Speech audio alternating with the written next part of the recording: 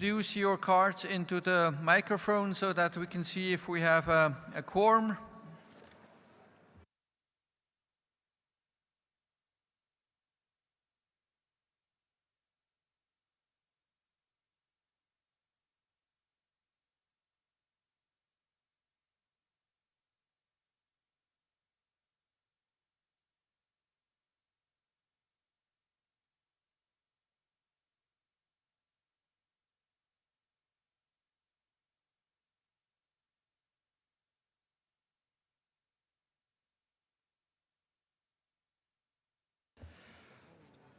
Okay, we do have quorum, so I would like to start this afternoon's work. We have heard a lot of discussion and support for the proposal CoP20 Prop 46. We also have heard a number, over 30 parties, who would like to form an in-session working group to look at this issue as a whole. So that's why they also have not been making long statements and introducing their proposals for changes or amendments.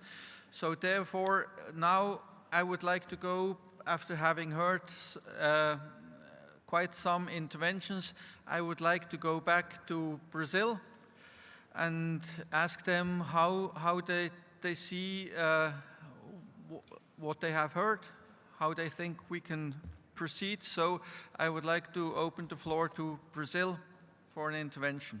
So Brazil, you have the floor whenever you are ready.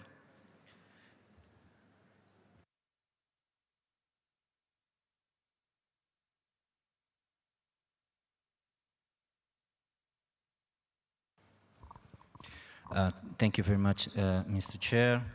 And firstly, I'd like to thank for the massive support that we received here in this Committee 1 with regards our proposal. And even though that we already think that we already would have the quorum to have the 2/3 majority to get the approval of our proposition, we think that the dialogue is the best way forward. And that's why we are willing to have the in-sessional working group limited to parties to discuss this topic, together also with the items that we should discuss in the next item, item 97, so that we can discuss this important issue of the Brazil wood in a whole package, so that we can discuss not only the appendix, but also other measures to enhance traceability and of the stocks of this particular species. So we would be willing to accept the establishment of working group, limited to party working group, and to further discuss this issue and try to obtain consensus in this important matter. Thank you. Thank you, Brazil. In order to be clear what this working group would be dealing with, I think we have the agreement of Brazil as the proponent, which is very positive. I think it would be helpful if we have heard that there were various things that also the European Union would be wanting to have changed, so that everyone in the room is aware of where this could be going. I would quickly ask the EU to summarize, not read out everything, but just summarize in what direction it would be going with their amendments and proposals. So EU, if you could take the floor and quickly summarize this, that would be very helpful. Thank you. Thank you very much, Chair. I will be brief because indeed we believe it would be productive to devote proper time to discuss the questions and issues both concerning LP 46 and WD 97 together, as you proposed, Mr. Chair, as a sort of collective issue. Just to clarify some of the things that we would like to discuss. I mean, firstly, the effects and gaps in the implementation of the change of annotation from CoP19. We also would be keen to look at issues surrounding additional bureaucracy or possible delays that would be for musicians traveling. I think we have also some questions on the source code A and Y for the species. And we also would like to discuss further how the resolution of personal household effects could be part of the discussion, recognizing that currently it is subject to different interpretation by different parties and therefore not always as effective as we'd like. We also think that the listing proposal mentioning the musical instrument certificate is another thing which is not always applied in a completely harmonious way by all parties and therefore something that would merit further discussion. So those are some of the issues that we would like to discuss. But we are also open to a reflection in relation to the annotation number 10 in Appendix 2, which would strengthen the controls and provisions concerning the finished strings instrument bows that are exported and imported in order to ensure that that was something that was properly taken into account. So thank you very much. Thank you, European Union.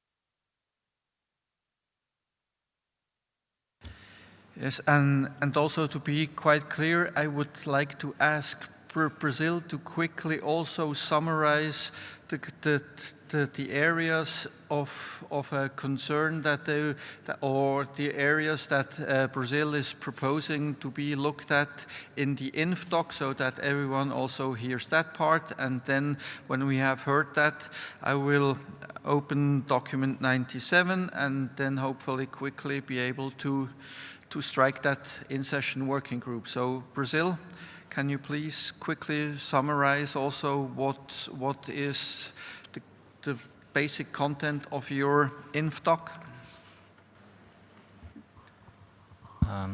Thank you very much, Mr. Chair.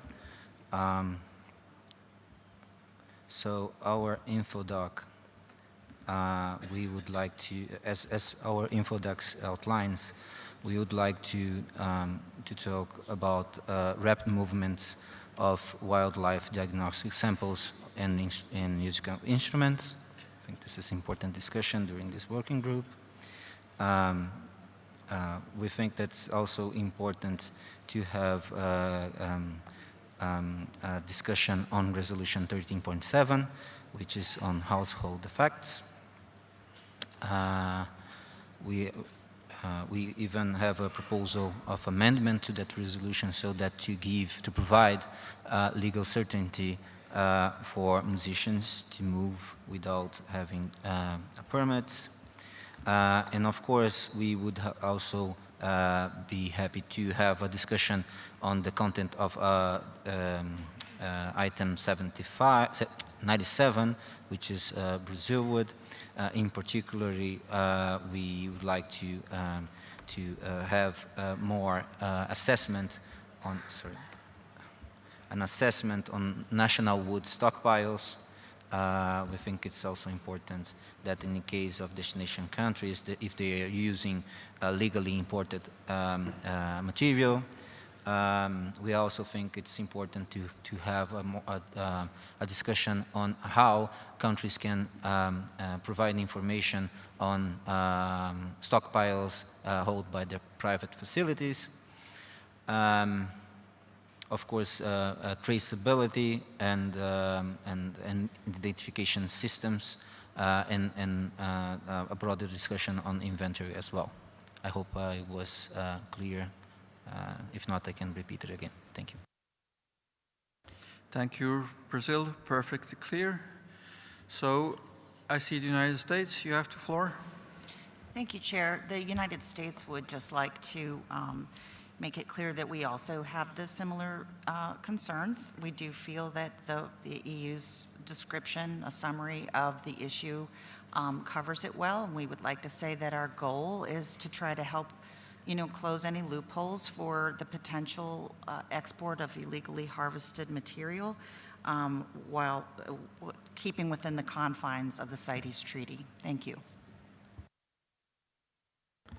Thank you very much. So with this, at the request of Brazil, we will, and others, we will strike an in-session working group. Sorry. No, I can't do it that yet. I first have to introduce document 97 so that we can deal with this. So I will now introduce document CoP20 Doc 97 on Brazil wood. In this document, the parties are invited to indicate if they support the proposed decision contained in Annex 1 to the document, taking into the consideration the report in Annex 2. So that's what we are basically asked to do. As has been mentioned by Brazil, this could be part of the mandate to look at this issue, could be part of the mandate of the working group that would then come back with a way forward on this matter. So I propose that we do not have a long discussion on this document, but reserve it more for the discussion in the in-session working group. So I open the floor for any comments on my suggested way forward. United States of America. Thank you, Chair. We support your way forward. We would, however, in the discussion here, like to flag a couple of issues related to document 97 that we would like to also include in the working group mandate, if we may. Yes, quickly, please. Thank you. So with regard to the draft decisions in Annex 1 to the document, we support their adoption, but with a number of amendments. In particular, we're disappointed that the final report still lacks information regarding the cost and enforceability of the traceability options. We're also concerned that to date there has been no consideration of the ability of voluntary traceability systems to link to one another. Finally, we note that the final report continues to include confusing and sometimes contradictory information concerning the status of plantations of Brasilia echinata. And so to address these concerns, we have a number of amendments to suggest to the draft decisions in Annex 1 to document 97 that we would like to bring to the working group, if we may. Thank you. Thank you, United States. That's exactly the aim that I have, that these concerns, that these matters be looked at in the working group, and that we will then be presented in a COM document with a amended or with a compromise version of these decisions. Okay. So having done so, I would, in that case, now start to strike that working group, the mandate of that working group. Can you give me?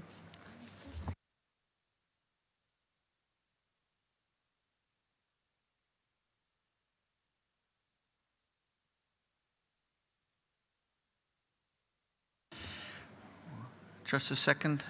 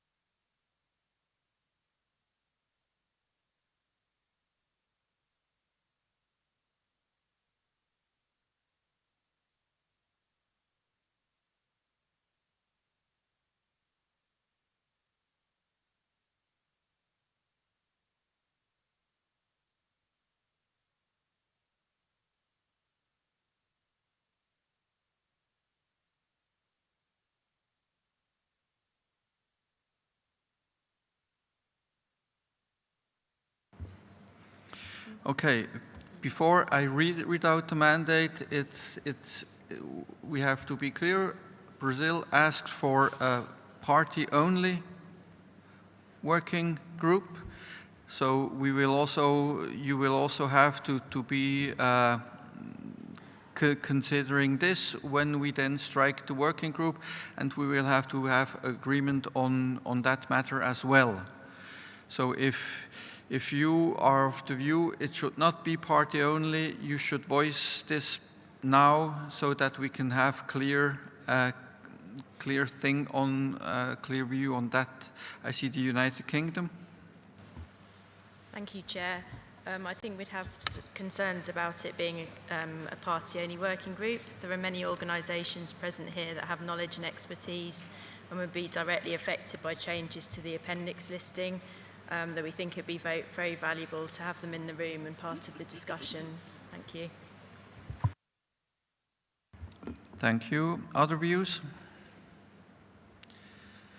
United States, you have the floor. Thank you, Chair. We align ourselves with the comments from our UK colleagues. Thank you.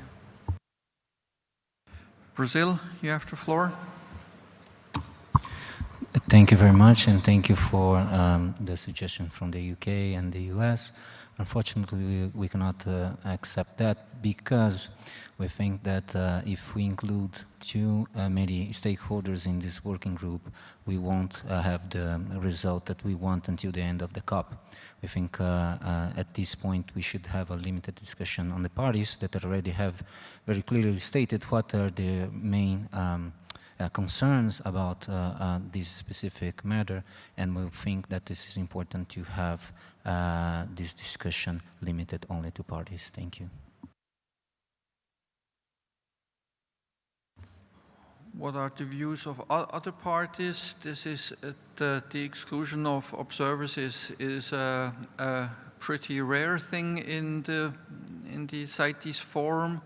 So this needs to be clear that I need to have a clear view of the parties who may also be interested in joining that working group if they agree that no observers will be allowed. So please voice your views, because we need to be able to be clear here.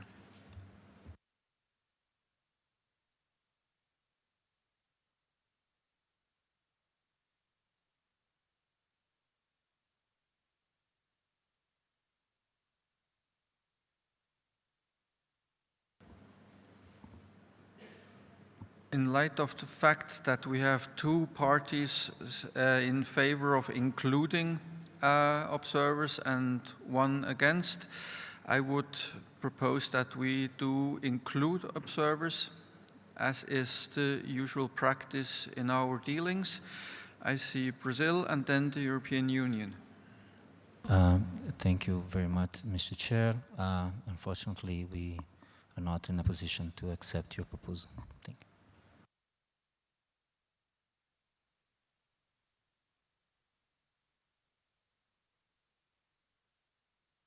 European Union. Thank you, Mr. Chair. I think we recognize that the observers can bring, of course, valuable inputs to our discussions, but we would be happy to be guided by the conclusions of the Chair. Thank you.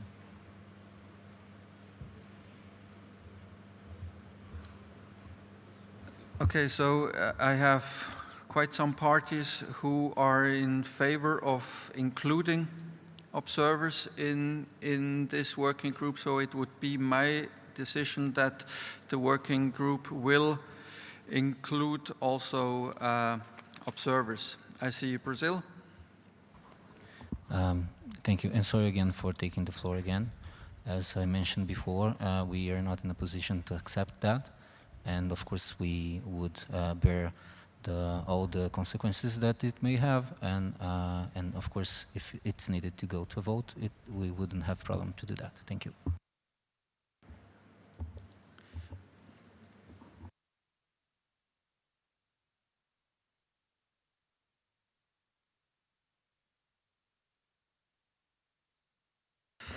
I mean, it's usually, it's also our rules that we do not have more observers than parties in a working group, if that may help a bit, but I suppose it doesn't help very much. I see the European Union has asked for the floor. Yeah, just to be clear, Mr. Chair, we could accept a situation where there were not observers in the working group.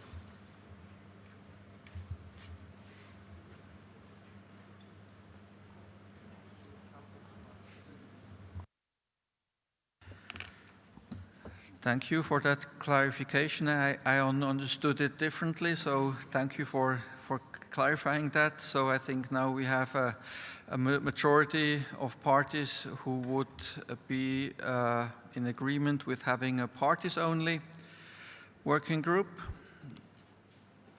So if I don't see any strong opposition, we will go that way. We will strike a working group of parties only with the following mandate.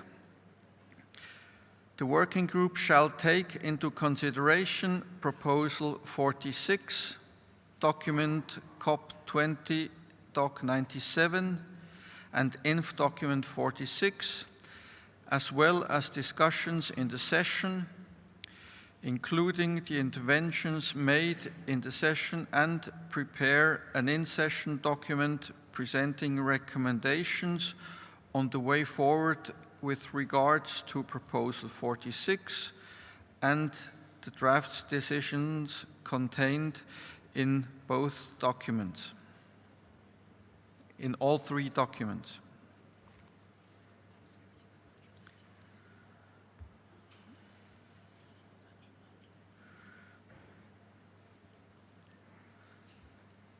Seeing nobody, I see the United States.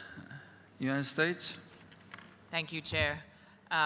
We will go along with the will of the parties with regard to the composition of the working group, and we will be happy to hear from observers and industry and bring their views to the meeting to ensure that trade is in line with the convention and also to minimize bureaucratic burden. Thank you, Chair. Thank you very much, United States, for making sure that this is included. Brazil. Thank you very much, Mr. Chair. It's just a request for you to repeat the last part of the mandate that you just described after Proposition 46. I got a bit lost, so if you could repeat that again. Thank you. Okay, it would read, the working group shall take into consideration Proposal 46, document CoP20 Doc 97 and INF Doc 46, as well as discussions in the session, including the interventions made in the session, and prepare an in-session document presenting recommendations on the way forward with regards to Proposal 46 and document 97 and draft decisions contained in them.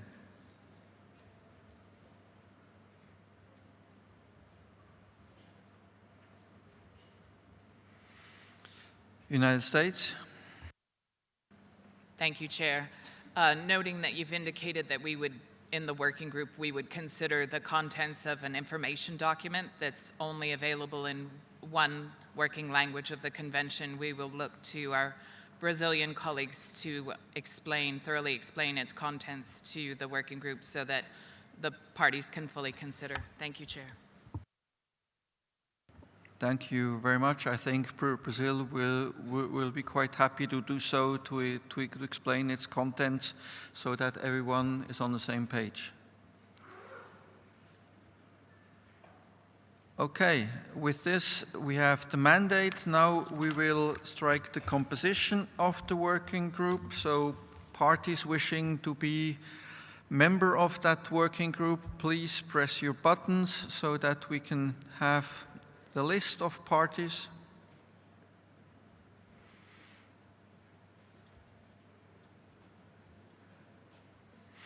Okay, I have Brazil, United States, Canada, European Union, France, Netherlands, Norway, Belgium, UK, Austria, Hungary, China, Republic of Korea, Japan, Russian Federation, Australia, Germany, Philippines, Spain, Italy, and Indonesia.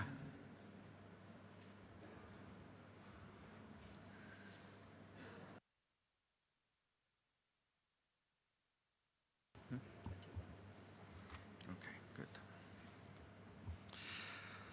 Okay, so the place and the time when this work, oh, we need a chair.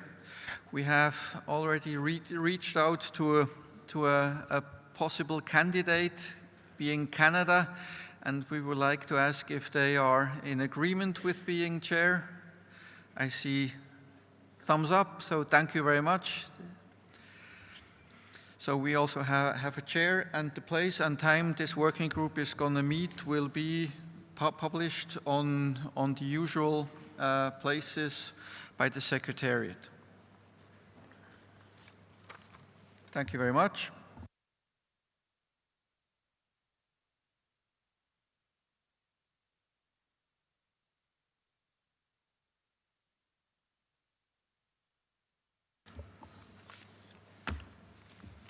With this, we now move to the next agenda item, which is proposal CoP20, proposal 43, Commiphora, wightii, the Indian Pterocarpus or the gugul, to include that species in Appendix 2.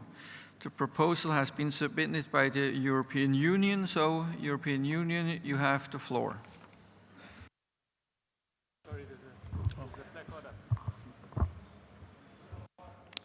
Just a second, European Union, I think Brazil has asked for the floor, probably still in relation to the previous agenda items. Brazil? Thank you very much, Mr. Chair. I was trying to signal, and I think you were very concentrated. Now, it's just that we would request a bit more clarification from the Secretary, because it seems that there are many parties included in this working group, and would like to understand if there is any criteria on limitation of members, so that because there is many members in this working group, and we would be more comfortable if this group could be a little bit more limited. So just to ask for clarification if that would that way forward would be possible according to the rules of procedure. Thank you.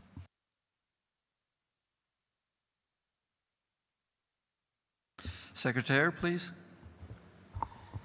In answer to the question from Brazil, there's no particular rule in terms of composition of the working groups. There's no limit in the number of parties that can take place. The practice that is usually followed is to ensure a balance between the number of parties and the number of observers. But in terms of parties-only working group, there is no rule on or limit on the number of members. Thank you.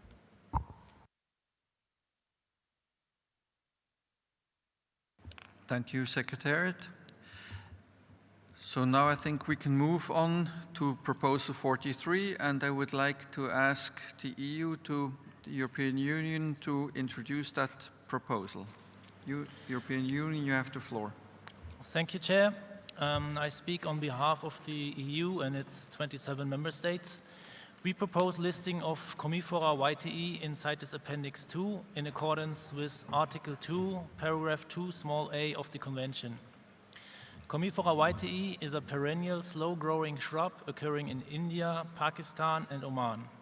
The species is targeted for its oleoresin called gugul, which has been in use for its medicinal and aromatic properties for millennia. Over the last century, commercial interest in this species on the domestic and international level has resulted in unsustainable levels and practices of exploitation. The species was categorized as critically endangered in a 2015 IUCN assessment, life history characteristics such as slow growth and poor reproductive rates and commonly applied destructive harvest methods constitute the high vulnerability of Commiphora wightii to overexploitation. These practices regularly lead to the substantial weakening of the plants and eventual deaths, with severe impacts on recruitment and regeneration capacity of harvested populations. Depletion and local extinctions of the species in harvest areas and declines of production in and shifts from traditional harvest regions are unequivocal indicators of ongoing overexploitation.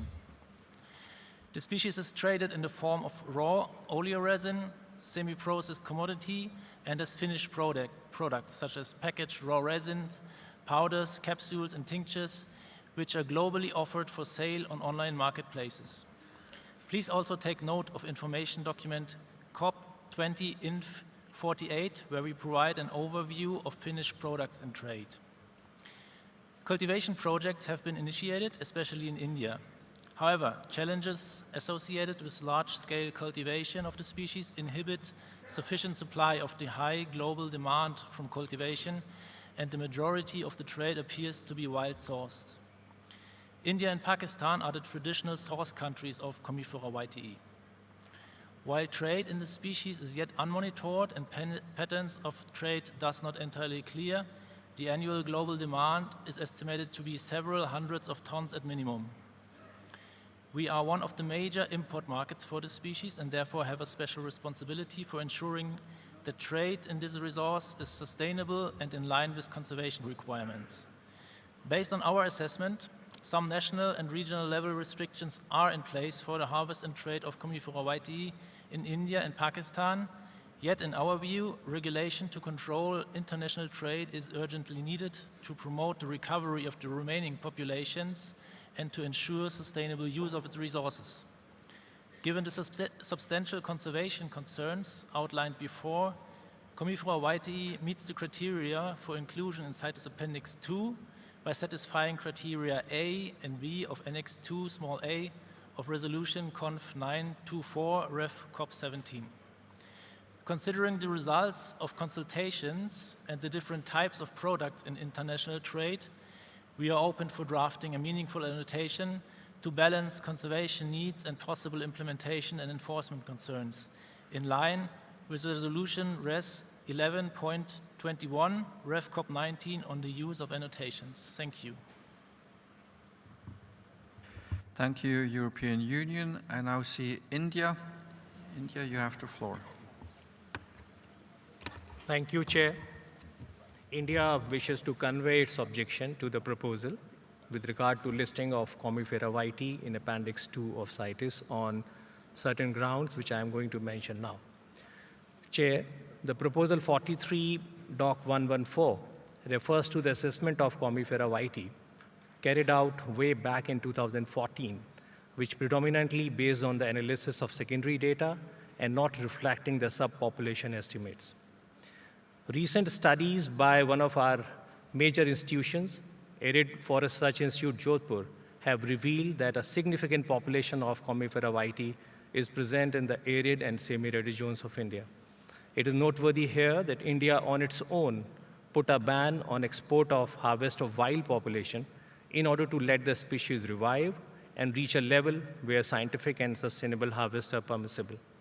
It is also to be noted that the farmers in this region do cultivate the species in their farmlands and earn livelihood out of it because of its inherent medicinal and utility values, adding to the conservation of a species and taking the pressure off from the wild population.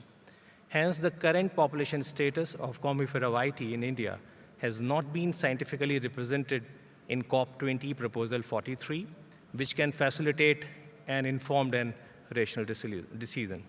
Additionally, according to the assessments reflected in the proposal, no population density estimates could be located for Pakistan or Oman as well. However, the assessment reports that Oman has a large but poorly studied population of Commiphora wightii. Oman has reported that population of Commiphora wightii in their country is stable and with no significant declines observed. Therefore, the proposal doesn't reflect the present and actual population estimates of Commiphora wightii across the home range of species. Hence, at this stage, the proposal to include Commiphora wightii under Appendix 2 of CITES without an updated and scientifically robust population assessment is premature. Hence, India doesn't support Proposal 43 in its present form and urge the House to reject the same and calls for a comprehensive population assessment and assessment of status of Commiphora wightii before further consideration. Thank you, Chair. Thank you, India. I have now Pakistan. Pakistan, you have the floor. Thank you, Chair. Pakistan's 75% of the land is classified as arid or semi-arid, and it is among the countries most hit by climate change. With this, Pakistan as a range state wishes to thank EU for putting forward this proposal and support the inclusion of Commiphora wightii in Appendix 2 of CITES in accordance with Article 2, Paragraph 2A and meeting criteria and A and B of Annex 2A of Resolution Conf 9.24, Rev CoP17. Commiphora wightii is already declared critically endangered by IUCN. This species grows naturally within the driest landscapes on Earth, including Pakistan, where it contributes to soil stability, dryland resilience, and the overall functioning of the fragile arid ecosystems. It produces an oleoresin which is widely being used in Ayurvedic medicines and cosmetics, and its rapidly escalating global trade is driving wild population declines, which is of grave concern to us. Commiphora wightii occurs in 2 provinces of Pakistan, where its wild populations continue to fall due to overharvesting and increasing international demand. Therefore, we believe that an Appendix 2 listing will strengthen traceability, ensure legal and documented trade, besides promoting sustainable harvesting and reinforcing conservation measures. We would like to urge all the parties to support this proposal. Thank you, Chair. Thank you, Pakistan. Now I have Oman. Oman, you have the floor. Thank you, Mr. Chair. Regarding CoP20 Proposal 43, to include Commiphora wightii in CITES Appendix 2, in the Sultanate of Oman, Commiphora wightii is found in both the southern and northern region, mainly on lower mountain slope below 1,000 meter elevation. This species is locally abundant, naturally regenerating, currently not under threat from over-harvesting, habitat degradation, or other ecological pressure. This plant can be successfully propagated in Oman through both seeds and cuttings. Although this species is threatened in some of its range state, in Oman we believe that there is no immediate need to list the species under CITES Appendix 2. This is based on the following national consideration. The population is stable and not under pressure. There is no evidence of over-harvesting or illegal trade. The species grow naturally and it's easily cultivated. And also local demand is low and there is no significant export activity. So we think it's, not the time to list this species in Appendix 2. Thank you, Mr. Chair.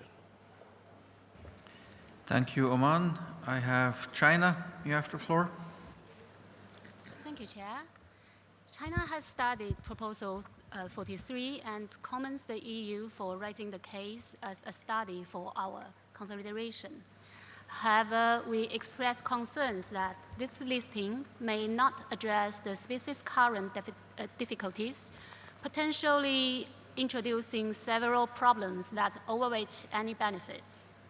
Firstly, the harvest and trade of wild resin is a traditional sustainable utilization practice with millennia of history, posing a low risk to individual plants and wild population. The primary driver of decline of such species are other human interventions such as habitat loss, degradation, and domestic use such as firewood collection and climate change. Restricting the trade of resin would severely impact the local community livelihood, reducing the economic incentive for sustainable collection and potentially accelerating the species decline due to negative trade-off with community development. Secondly, the implementation challenges are several and threaten legal trade. CITES regulation is strict, and identification of resin derivatives is extremely difficult. Relying on international trade control for conservation would likely result in excessive monitoring and disruption of other legal and sustainable resin trade. Certainly, the key range states already have domestic conservation measures in place. Each range state must be able to explore the conservation pathway best suited for its local context and capacity.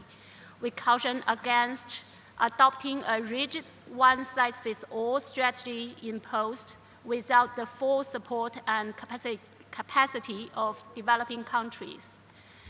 Therefore, China calls on the Conference of the Party to reject this proposal at this time, effectively conserve the species Commiphora wightii, required range states to prioritize community-based conservation and large-scale habitat restoration rather than relying on CITES. Thank you, Chair. Thank you, China. I have now the United Arab Emirates. Thank you, Chair. The United Arab Emirates would like to align its position with the Oman. Thank you.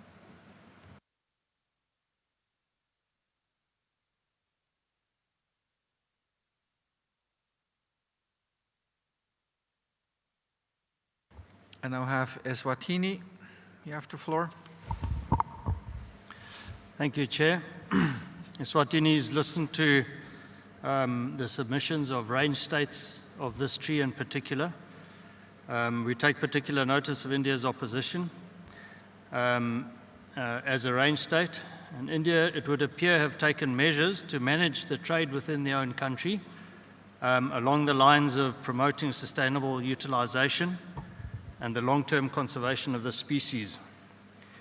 It also appears that value would be gained by local communities through sustainable use, which would tend to ensure the protection of the species because of a value. With respect to Pakistan's intervention, it would appear to be important that local conservation measures be implemented for the long-term protection of these plants. And I would venture to say that a listing under CITES does not necessarily mean that this tree is going to be better protected, and we would therefore urge countries or range states of this tree to implement good conservation measures as opposed to going to a listing, and we would therefore recommend against a listing at this stage. Thank you. Thank you, Eswatini. Now I have Central African Republic. Merci, Monsieur le Président. Après avoir écouté l'Inde et Oman, je pense que l'inscription de cette espèce en annexe 2 proposée par l'Union européenne ne remplit pas les conditions. Et donc, pour ma part, je rejette cette proposition formulée par l'Union européenne. Merci. I now open the floor to Saudi Arabia. Thank you very much, Mr. Chair. We would like to reiterate the statement made by Oman, and we are in alliance with their position. Thank you very much.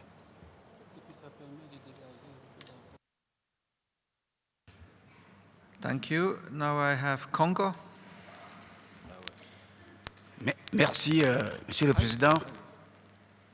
Le Congo, pour cette question précisément, pense que pour inscrire à l'annexe 2 critères de A, il faut des preuves que le commerce international contribue au risque sur les populations sauvages. Ce lien n'est pas établi. Pour cela, le Congo conclut pour soutenir la proposition de l'Inde. Merci. Thank you, Congo. Now I have Bahrain. You have the floor. Thank you, Chair. Bahrain support Omani positions in this document. Thank you.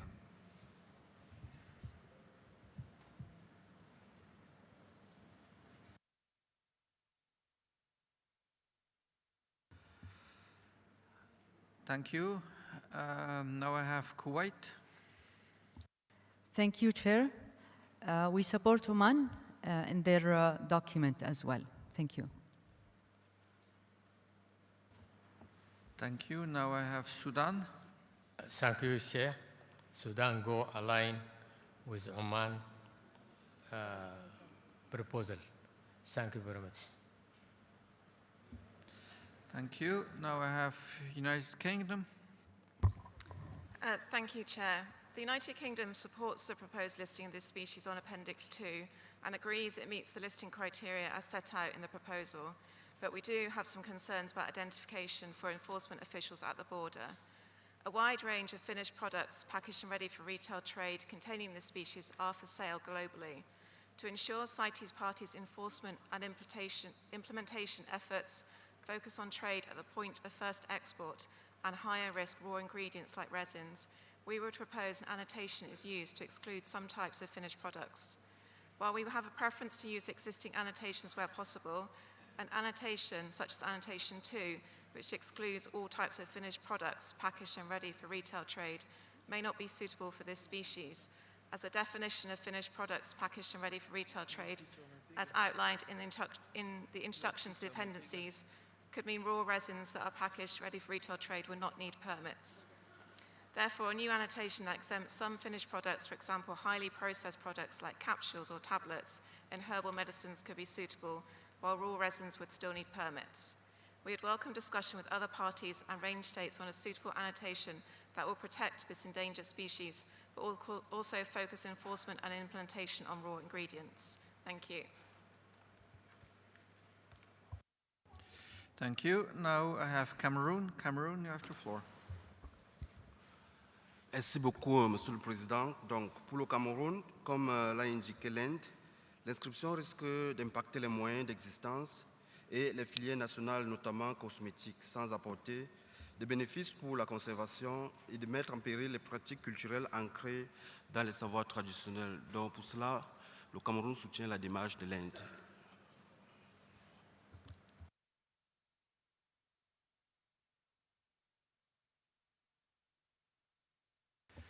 Thank you. Now, DRC. Merci, Monsieur le Président. Je crois qu'après les explications de l'Inde par rapport aux efforts qui sont fournis, et même ce que Oman, qui est dans l'aire de répartition, a dit, nous croyons qu'il est mieux de rejeter cette proposition. Thank you. Now I have as final speaker from parties, I have Qatar. Thank you, Chair. Qatar align their position with Oman. Thank you, Chair.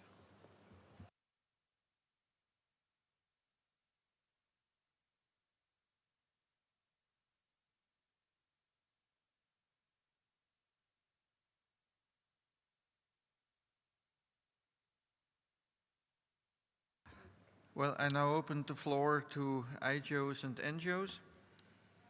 Oh, before that, I have seen Canada asking for the floor. Canada, you have the floor.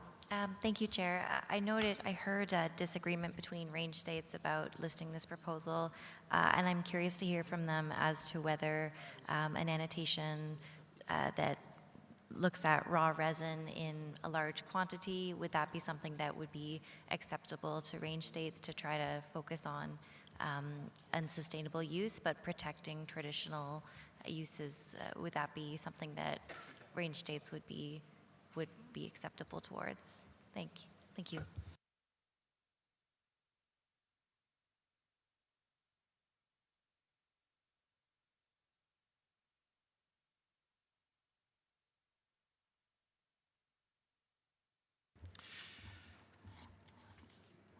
you. I think we will have to come back to the proponents, because I think that they were proposing that maybe they would be having an annotation ready, so we will go back then to the EU. But before that, I would like to hear some more from IGOs and NGOs if there is the will to contribute to this discussion. I see IUCN, you have the floor. Thank you, Mr. Chair. This intervention is on behalf of IUCN and Traffic. Commiphora wightii is a slow-growing shrub, as we have heard, native to India, Pakistan, and Oman, harvested for its oleoresin, gugul, for many centuries. The species has undergone an estimated population decline of over 80% over 3 generations, driven by unsustainable wild harvest, habitat degradation, and limited regeneration. Although wild harvest for export is prohibited in India, large quantities of resin continue to be traded internationally, primarily sourced from Pakistan and processed in India for export as extracts, powders, and finished products. Cultivation efforts remain limited and insufficient to meet commercial demand. Given the continuing exploitation for international trade and the species' biological vulnerability, Commiphora wightii appears to meet criterion 2 Resolution Conf 9.24 Rev CoP17 for inclusion in Appendix 2. Extract, resin, powders, and finished products all appear to be products that first are seen in trade. Therefore, annotation 1 would cover the most relevant products in trade. Thank you, Chair.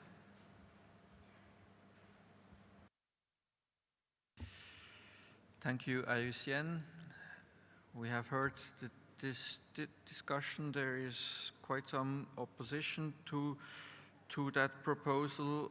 2 out of 3 range states are also objecting. So I would now go back to the EU to see their reaction on what they have heard. So European Union, you have the floor. Thank you, Chair. I think we still consider the rationale of the listing proposal valid. With regard to the question of Canada, whether a annotation could help range states and what annotation could be possibly used, I think I could expand a bit. We would like to balance the need to protect detected species by including the most relevant products and commodities in trade into the listing, which substantially drive the current unsustainable harvest pressure, with the need to alleviate administrative burden for enforcement regarding products in trade that contain only small amounts of the species and which are potentially not the major drivers of harvest pressures. We would like to draft an annotation in accordance with recommendations given in Resolution Res Conf 1121, Rev CoP19 on use of annotations. For this aim, we indeed would like to seek the expertise of parties involved in trade in this species in the framework of a possible in-session working group. We think that would be great, or in a small drafting group, to find an appropriate and meaningful annotation. Thanks.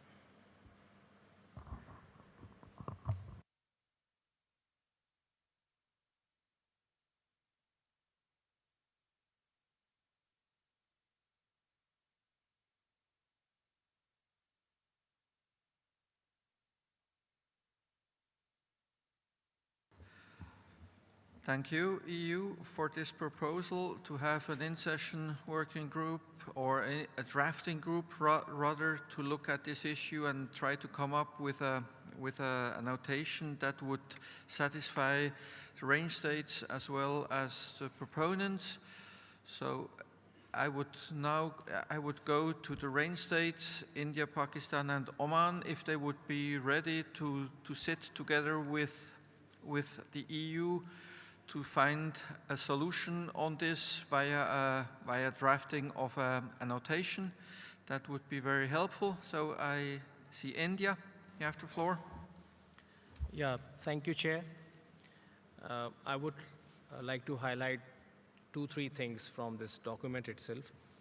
The first thing is that the data which has been quoted here comes from a very old study that was done in 2014, and that doesn't include Oman.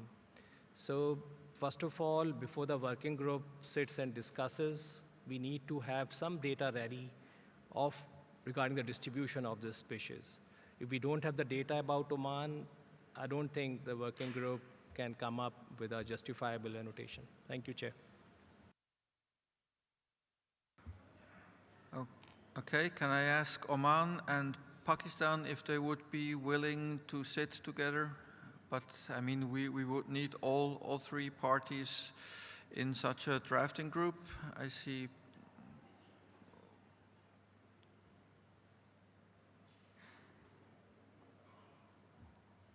I see Oman. Oman, you have the floor. I'm just agree what India says.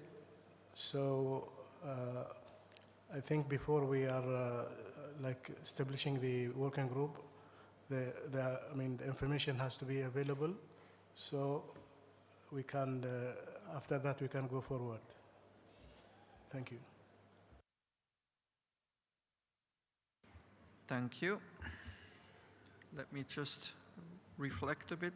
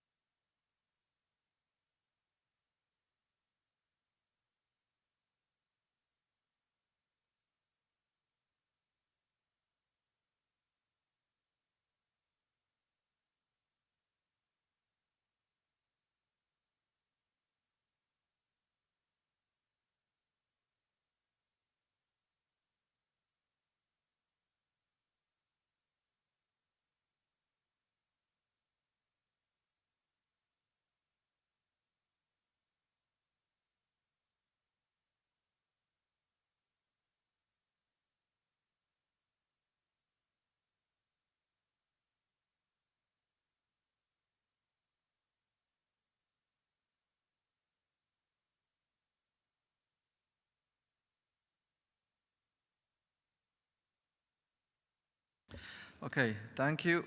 So seeing that the range states are not open for the discussion on an annotation, I think, and having seen quite some opposition to this proposal, I think we may have to go for a vote, just to advise everyone that we may have to go to a vote on this matter. Unless I hear otherwise, this will be my proposal as a way forward.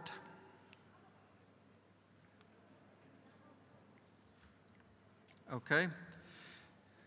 Oh, now I see Pakistan, you have the floor. Thank you, Chair. Sorry for intervening a bit late. Pakistan is ready for to work on some annotation. Thank you. Thank you, Pakistan. It's just that probably all parties that are affected, that are range states, should be ready to work on this matter and to be in agreement. And I have not seen India and Oman to support that way forward. So I think we still have to go for a vote on this issue. So please be prepared for a vote.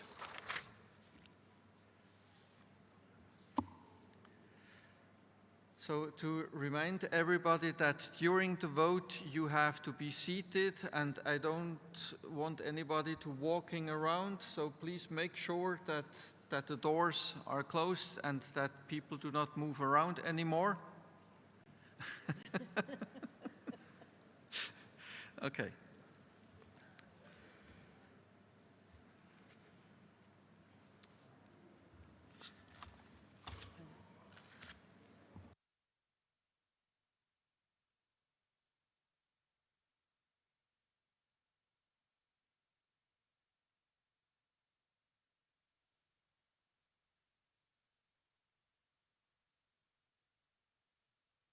Okay, So this is a vote for CoP20 Proposal 43, Commiphora wightii, to include it in Appendix 2. So if you vote yes, you support the inclusion of that species in Appendix 2. If you vote no, you reject that proposal. The voting type is by normal vote. The vote of the European Union will be cast by the delegation of the EU. Since this is a substantive matter, since this is a vote on a proposal for amendment of Appendix 1 and 2, this decision will be adopted by a 2/3 majority.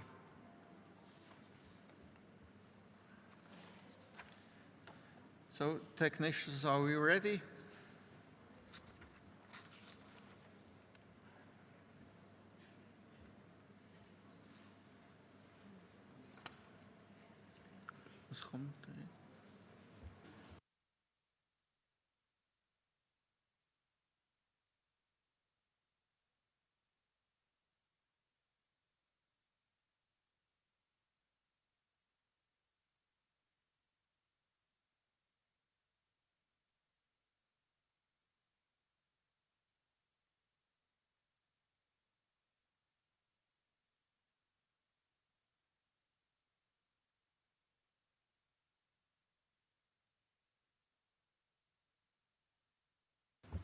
Okay, parties, you have now 40 seconds to cast your vote. The ballot is open now.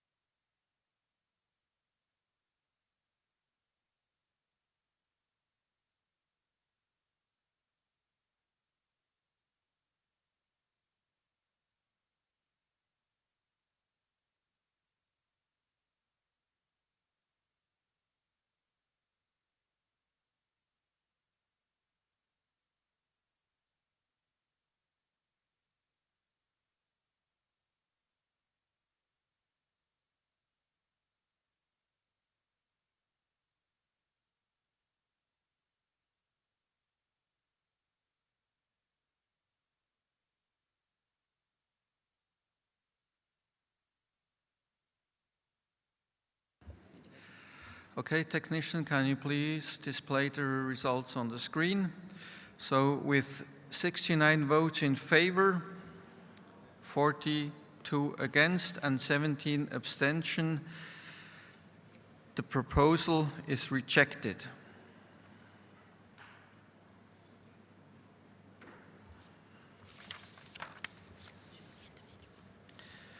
Please, can you show now the individual votes on the screen? Thank you.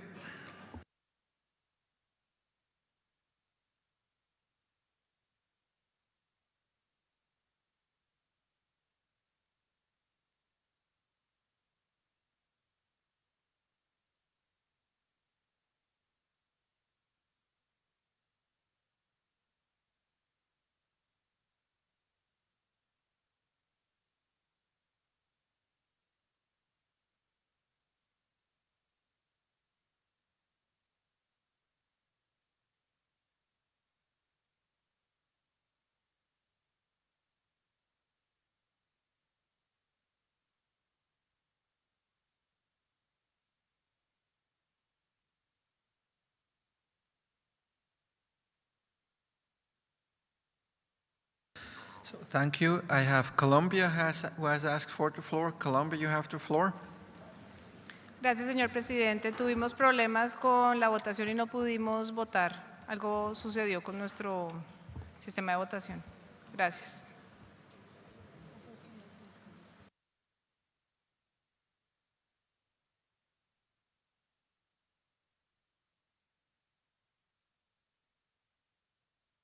Can the technicians please check that the Colombian vote, apparently they could not cast a vote. Can you please check on that?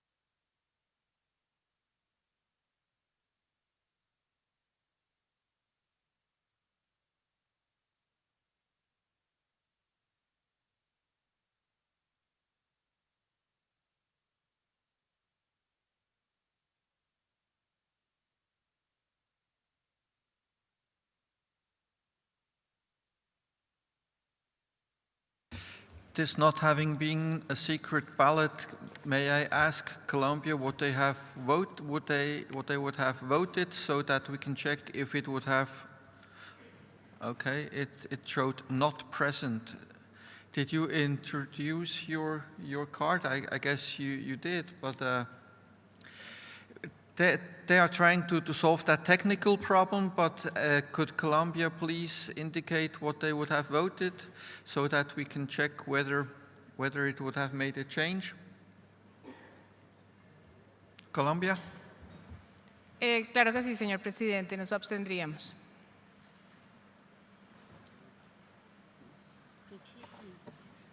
Repeat, please. Nos abstendríamos. Okay, Colombia, sorry?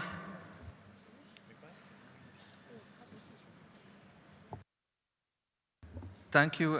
This would have been an abstention, it wouldn't have substantially changed the result of the vote, so I think we can note this, and I hope that the technicians can solve that the technical problem with Colombia, to make sure that at the next vote we don't have the same situation.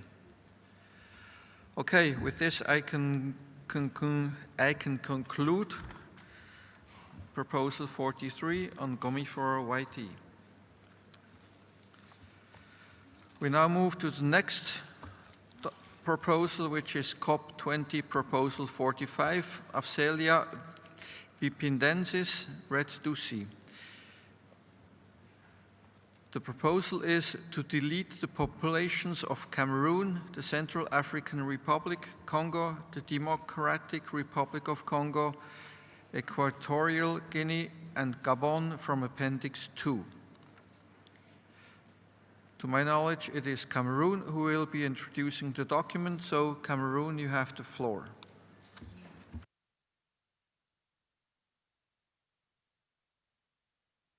Okay, it is Congo who has the floor. Congo, go ahead. Merci, Monsieur le Président. Depuis plus de 30 ans, les pays du bassin du Congo appliquent une gestion forestière très exigeante, fondée sur des inventaires couvrant près de 75% des forêts de production, un réseau de plus de 30 millions d'hectares d'aires protégées et un taux de déforestation parmi les plus faibles des régions tropicales. À cela s'ajoutent des systèmes de contrôle renforcés combinant inspection et outils numériques.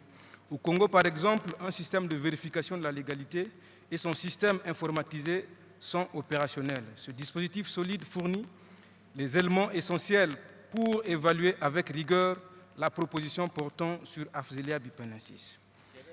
Les données présentées dans la proposition 45, issues des inventaires réalisés sur plus de 30 millions d'hectares et de données scientifiques robustes, montrent clairement que l'espèce est abondante. Plus de 2,26 millions d'individus matures sont recensés dans les forêts aménagées. L'ensemble des récoltes actuellement représente moins de 0,3% de cette population, un niveau totalement compatible avec la régénération naturelle observée. Par ailleurs, le déclin projeté suivant les modélisations récentes est inférieur à 2,4% sur 100 ans, très en deçà des seuils de vulnérabilité de l'UICN. Ces éléments démontrent qu'Afzelia bipindensis n'est pas soumise à une pression susceptible de compromettre à sa survie. S'agissant de l'identification, les éléments sont tout aussi clairs. Afzelia bipindensis possède des caractères anatomiques distinctifs et son bois se différencie de celui des autres Afzelia.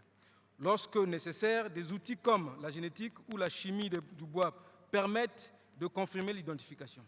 Les systèmes nationaux de contrôle garantissent que les lots exportés proviennent exclusivement des concessions forestières aménagées où cette espèce est présente. À ce jour, aucun cas de confusion ou de substitution n'a été documenté dans le commerce international.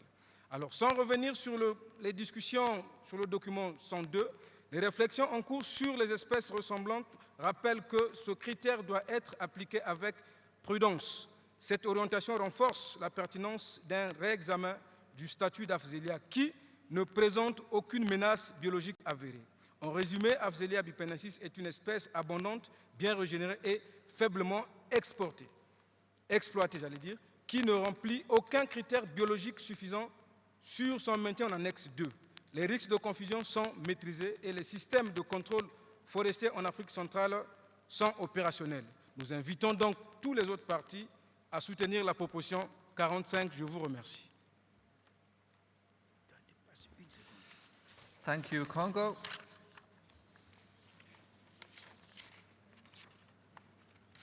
I would like now open the floor to parties to provide their views. And I see DRC.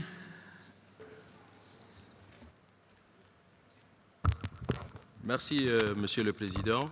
La République démocratique du Congo apporte son soutien au retrait d'Afzelia bipindensis et souhaite préciser quelques éléments de ressemblance et d'identification.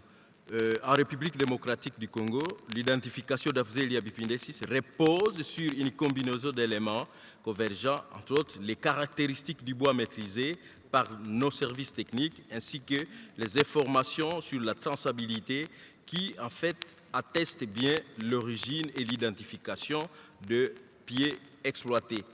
Également, les pratiques de gestion quant à ce qui concerne les inventaires d'aménagement, le marquage des tiges, enregistrement systématique de volume et la traçabilité à chaque espèce garantissent effectivement que l'essence Afzelia est exploitée et correspond bien à l'essence bien déclarée et en limitant ainsi très fortement les risques de confusion dans la chaîne de provision.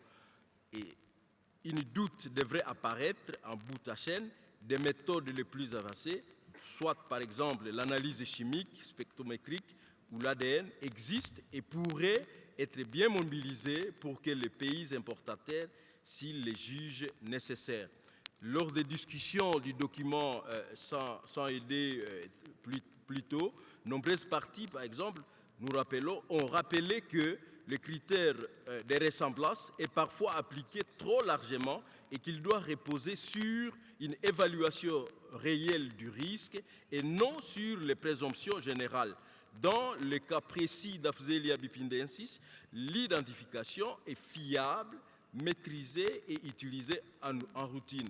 Et donc, pour la République démocratique du Congo, nous considérons donc que les ressemblances ne constituent plus un motif valable pour maintenir l'espèce en question en annexe 2. J'ai dit merci, Monsieur le Président. Thank you, DRC. I now have India. India, you have the floor. India supports Proposal 45, noting that the species shows strong regeneration, low harvest pressure, and that the management framework in Central Africa provide confidence that international trade does not threaten its survival. Thank you, Chair. Thank you, India. Thank you, India. I have Cameroon. Merci, Monsieur le Président, la parole donnée. Le Cameroun soutient fermement le retrait d'Afzelia bipindensis de l'annexe 2 de la CITES en raison de la fiabilité et de l'efficacité éprouvée de ces mécanismes de contrôle et de traçabilité. La chaîne d'approvisionnement au Cameroun est strictement encadrée, garantissant une maîtrise totale de l'arbre en forêt à l'exportation. Cette rigueur repose d'abord sur l'origine contrôlée des volumes. Seuls les bois issus des titres forestiers légaux, ouverts à l'exploitation selon des procédures standardisées, sont autorisés. Un inventaire précis d'exploitation est réalisé sur place en utilisant des critères botaniques reconnus pour identifier avec exactitude les essences tout en distinguant les espèces proches du genre afin d'éviter toute confusion ou substitution frauduleuse. Le point central de cette traçabilité réside dans le système informatique de gestion de l'information forestière de seconde génération. Ce système dématérialise intégralement la gestion forestière. Chaque tige est géoréférencée et identifiée par un code barre unique. De plus, chaque étape de la chaîne de production est enregistrée dans une base de données sécurisée, accessible uniquement aux acteurs autorisés, y compris les points de contrôle et de traçabilité répartis sur l'ensemble de son territoire. Cette avancée technologique a été d'ailleurs reconnue par le comité permanent lors de sa 78e session, comme le détaille le document d'information SC77F22.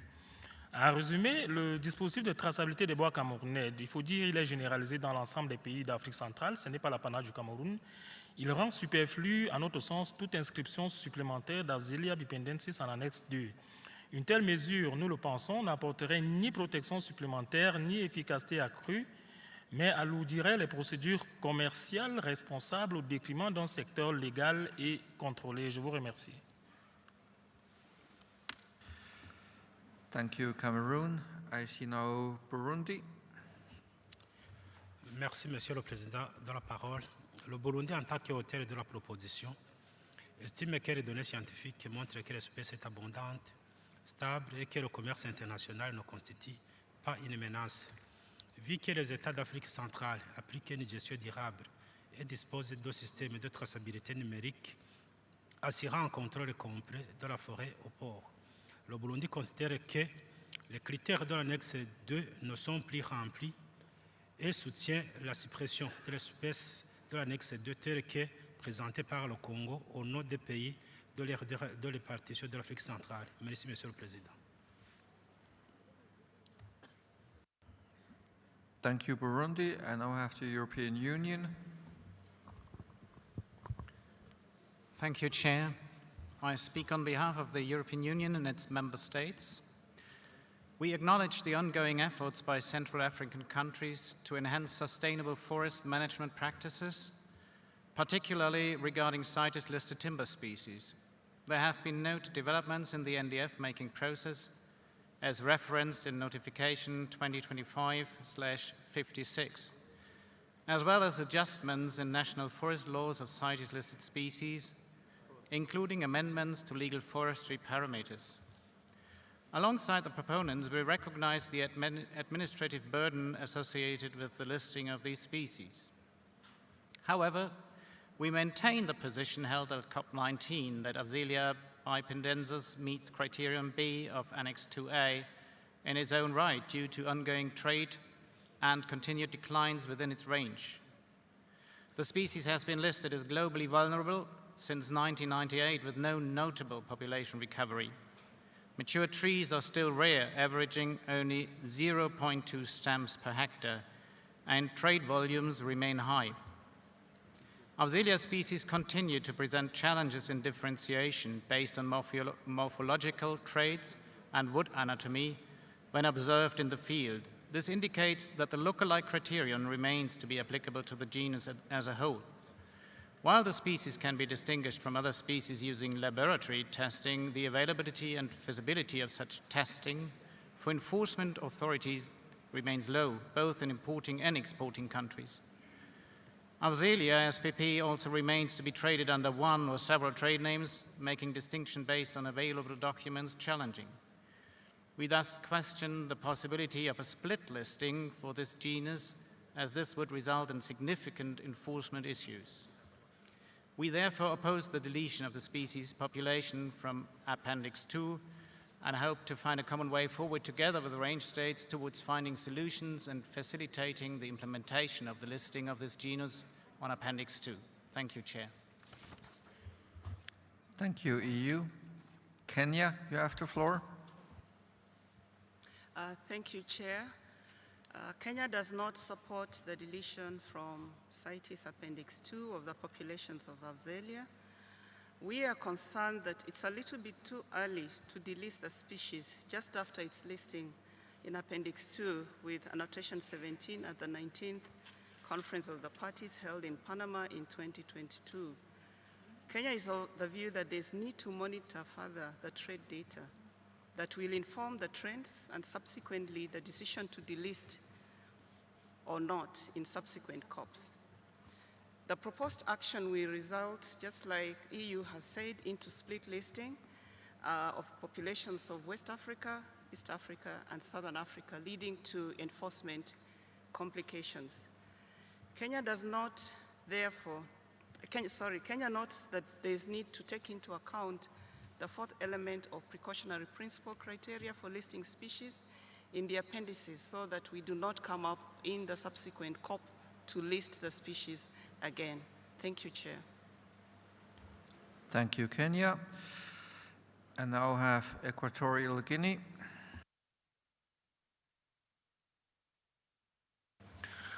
Gracias, señor presidente, por la palabra.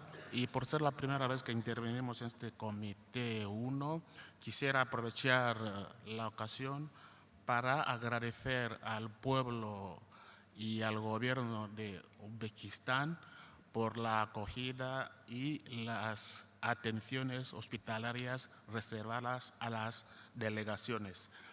Guinea Ecuatorial es coponente de la proposición 45 sobre la salida de Afzelia bipindensis en el anexo 2 de CITES. Por tanto, nos suscribimos o solidarizamos con el argumental ofrecido por la República Democrática del Congo y por la República del Congo, por Burundi y por Camerún. Muchísimas gracias.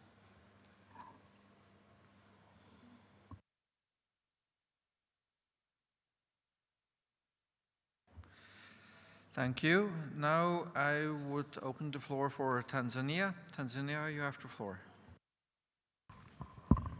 Thank you, Chair. The United Republic of Tanzania supports the deletion of the population of Afzelia bipindensis in CITES Appendix 2 due to the current conservation efforts undertaken by the range states. The present information on population and enforcement level shown by the range states provide evidence for delisting the species from Appendix 2. We argue species range states to strengthen and sustain internal enforcement mechanisms. Thank you, Chair. Thank you, Tanzania. Russian Federation, you have the floor. Спасибо, господин председатель. Да, учитывая просмотренный материал, действительно заслуживает внимания информация о предпринятых на государственном уровне природоохранных мероприятиях, которые в настоящее время привели к увеличению лесовосстановления популяции данного вида. Одновременно с этим сократились и лесозаготовки. Торговля древесиной данного вида регламентируется и находится на государственном контроле стран-заявителей.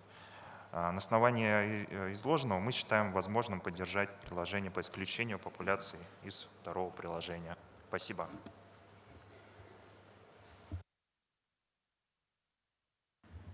Thank you, Russian Federation. And now have the United States of America. Thank you, Chair. The United States is currently not supportive of the proposal to remove the Central African populations of Afzelia bipindensis from Appendix 2. We had difficulty finding species-specific biological data that would indicate this species is not vulnerable and that regulation of trade is not needed to ensure the survival of the species. Specifically, the proposal refers to a recent unpublished assessment suggesting the species is not at risk of extinction, but provides little biological or demographic information for Central Africa populations and infers species stability based on other Afzelia species. One of the problems that we've run into is that there are again, assertions in the proposal that robust traceability systems are in place, but there's little concrete information to explain what that looks like, which makes it difficult for us to determine whether the supply chains could reliably be distinguished from Central African countries, whether this species could be reliably distinguished from the others in the Central African countries. So for that reason, we find that the species continues to meet the criterion, in fact, 2A, for being targeted in trade and being vulnerable to overexploitation. Thank you. Thank you, United States. Central African Republic. Merci, Monsieur le Président. La République centrafricaine soutient résolument le retrait d'Afzelia bipindensis et souhaite apporter des précisions sur la question de l'informalité et de l'illégalité. Il existe effectivement dans la sous-région une informalité liée à la coupe artisanale et aux usages locaux des bois. Toutefois, cette réalité concerne exclusivement les circuits domestiques et ne touche en rien la filière d'exportation. En RCA, les volumes d'Afzelia bipindensis destinés à l'exportation sont trop faibles et proviennent uniquement des concessions aménagées du sud-ouest. Dans ces concessions, les titres, les assiettes de coupe, les volumes autorisés et l'identification de l'essence font l'objet de vérifications systématiques par l'administration. Ces contrôles sont ensuite confirmés au port avant la délivrance d'un permis CITES. Les acteurs informels avec les petites scieries rurales produisent des volumes très faibles de sièges locaux et n'exportent pas ces volumes. La production locale est sans incidence sur une espèce abondante, bien régénérée et dont les populations sont bien connues grâce aux inventaires d'aménagement et aux travaux de recherche. Ainsi, l'informalité domestique n'affecte ni la légalité du commerce international d'Afzelia bipindensis, ni sa conservation. Elle ne constitue donc pas un argument pour maintenir l'espèce en annexe 2. Donc, la République centrafricaine souhaite le retrait de l'Afzelia bipindensis en annexe 2. Je vous remercie. Thank you. I have now United Kingdom. Thank you, Chair. The United Kingdom opposes this proposal as we consider the species still meets the lookalike criterion for listing in Appendix 2. We also note that the proposal would result in a split listing, which would be difficult to enforce. Identification tools may not be available to all parties or frontline customs and enforcement authorities and should be further developed to identify Afzelia to species level. Thank you. Thank you. Now Qatar. Thank you, Chair. Qatar align with the Cameroon position. Thank you, Chair. Thank you. Côte d'Ivoire.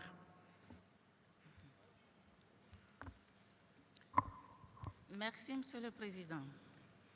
Distingués délégués, la Côte d'Ivoire prend la parole avec une émotion particulière sur ce dossier. Comme vous le savez, lors de la précédente COP, mon pays a été l'un des principaux artisans de l'inscription du genre Afzelia à l'annexe 2. Nous l'avons fait par principe de précaution pour protéger un patrimoine forestier que nous savions menacé dans certaines régions, notamment en Afrique de l'Ouest. Cependant, la CITES doit être une convention guidée par la science et la réalité du terrain. Aujourd'hui, nous avons examiné avec la plus grande attention les données fournies par nos frères d'Afrique centrale pour la proposition 45.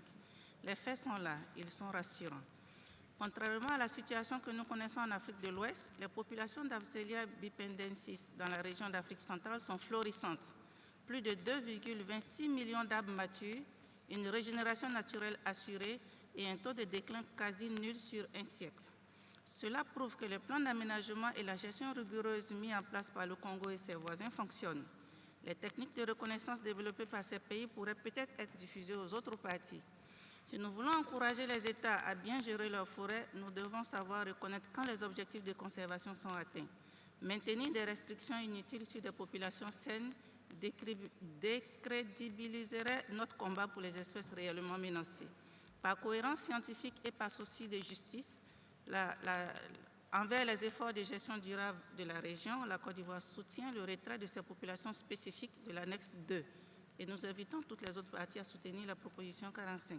Je vous remercie. Thank you. Now I have Rwanda. You have the floor. Thank you, Chair.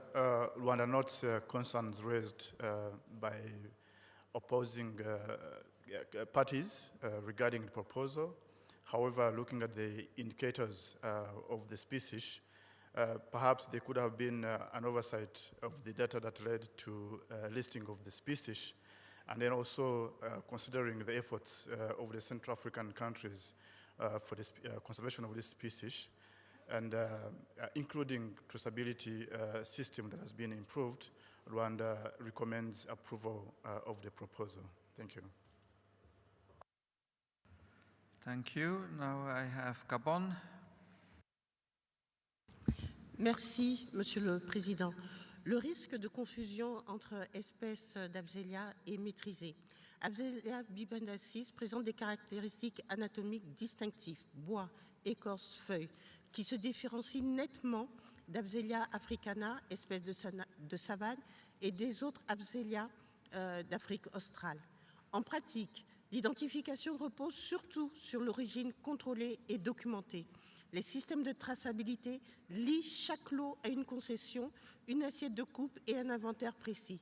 À ce jour, aucun cas de confusion ou de substitution n'a été documenté dans le commerce international impliquant Afzelia bipindensis. Je vous remercie.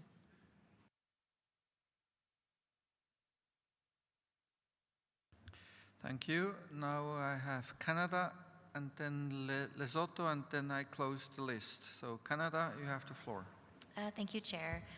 While we appreciate the sustainable management described in the proposal, the frontline officers are not able to distinguish between the populations of these species. While lab methods may exist, this cannot be enforced, and so for these reasons, we cannot support this proposal. Thank you, Chair. Thank you. Now Lesotho. Thank you, Chair. And since Lesotho is taking the stand for the very first time, I want to appreciate the Secretariat and also the sponsors and the people of Uzbekistan. The data is supporting that the population has increased and is stable and there isn't much harvest pressure.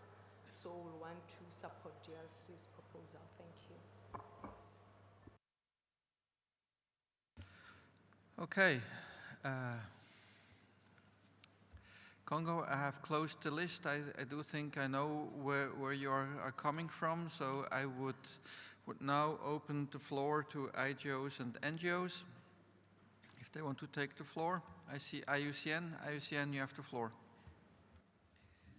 Thank you, Mr. Chair. This intervention is on behalf of IUCN and Traffic.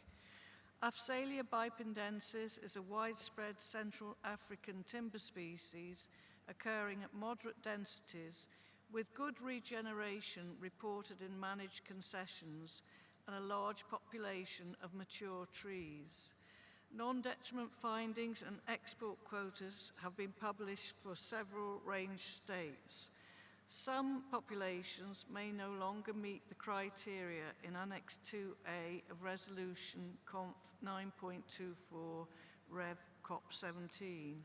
However, distinguishing Afzelia bipindensis timber from other Afzelia species in trade remains difficult without specialized tools and enforcement officers without access to appropriate identifications or tools would generally be unlikely to be able to distinguish specimens of this species in the form in which they are traded from those of other Afzelia species listed in Appendix 2. The species therefore continues to meet the lookalike criterion in Annex 2BA. The deletion proposed would create a split listing of the species by a geographic population, which, according to Annex 3 of Resolution 9.24, should normally be avoided, and which may lead to laundering, given the timber consignments of species for export from Central African countries are known to include timber consolidated from different countries and may include a substantial proportion of illegally harvested timber. Thank you, Mr. Chair. Thank you. Now I open the floor to IWPA. Thank you, Chair. As this is the first time that the International Wood Products Association is taking the floor, we'd like to take this opportunity to congratulate the government of Uzbekistan for hosting this important meeting and to the chair for his election. We at IWPA support the proposal to delete the populations of Afzelia bipindensis of Cameroon, the Central African Republic, Congo, the Democratic Republic of the Congo, Equatorial Guinea, and Gabon from Appendix 2. IWPA has long advocated that parties consult directly with range states on any decision, and we feel this is no different. We've heard from the proposal's proponents about sustainable forest management in Central Africa, the natural regeneration of the wild resource, and the robust traceability systems that are currently in place. It is IWPA's firmly held view that range states have the primary responsibility for the management and conservation of their natural resources. It is incumbent upon parties to consult with the range state proponents of the amendments to ensure that they understand the conservation status of these populations of Afzelia bipindensis and whether continued CITES regulation is truly necessary. We therefore urge parties to strongly consider this proposal given the range state's support. This intervention also applies to proposals 47 and 49. Thank you. Thank you, IWPA. And as the last speaker, I have ATIBT. You have the floor.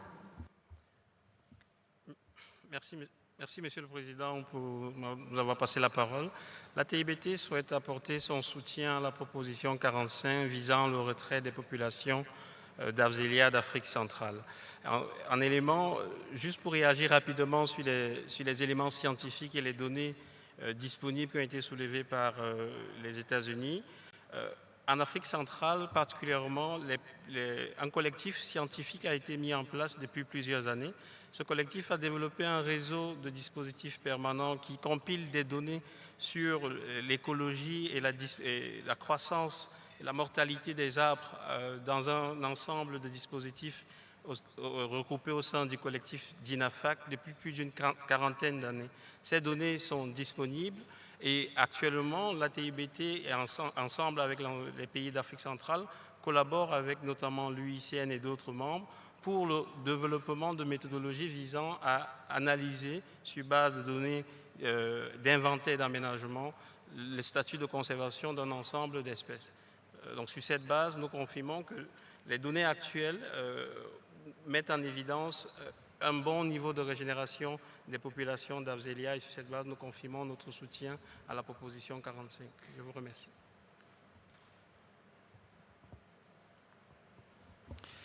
Thank you very much. So that I still have Congo. So Congo, please, for a very short last intervention, and then I will conclude. So Congo. Merci, Monsieur le Président. C'est que il faut rappeler ici que cette proposition repose sur des données scientifiques que nous avons évoquées ici, que c'est sur des inventaires sur plus de 30 millions d'hectares que nous nous basons notre raisonnement. Et ces inventaires ici, à travers toute l'Afrique centrale, nous ont permis d'avoir plus de 2,26 millions d'individus matures. Nous l'avons précisé dans notre présentation. Et en fonction de ça, quand on voit le taux de prélèvement, nous sommes à moins de 3%, et 0,3%. Et pendant les modélisations que nous avons réalisées, ce n'est pas nous personnellement, mais des scientifiques ont réalisé, nous sommes à moins de 2,4% pour les 100 ans à venir. Ça veut dire que l'exploitation de cette espèce ne présente aucun danger. Et je tiens à vous rappeler ici qu'au niveau de l'Afrique centrale, nous avons des dispositifs de recherche qui sont là pour étudier la dynamique de ces espèces. Et les données sont disponibles, comme venait de rappeler le collègue de la TIBT. DINAFAC travaille depuis longtemps et les données sont disponibles. Nous pouvons vous partager certains documents contenant beaucoup d'informations concernant ces espèces. C'est pour ça que nous réitérons le retrait d'Afzelia bipindensis de l'annexe 2. Nous tenions aussi à vous rappeler que ces inventaires que nous avons réalisés, ce n'est pas seulement avec nos fonds propres en Afrique centrale. Nous avons été appuyés généralement par l'Union européenne, les Français, pour qu'on arrive à nos fins. Merci, Monsieur le Président. Thank you, Congo. So having listened to the debate, I think we have more parties speaking in total against the proposal than for, but I do think in this case we also need to go to a vote. So my proposal would be to go for a vote on this proposal?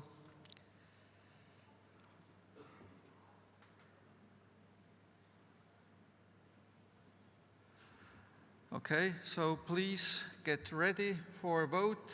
Everybody get seated. Don't walk around anymore, so that we can proceed with the vote on this proposal.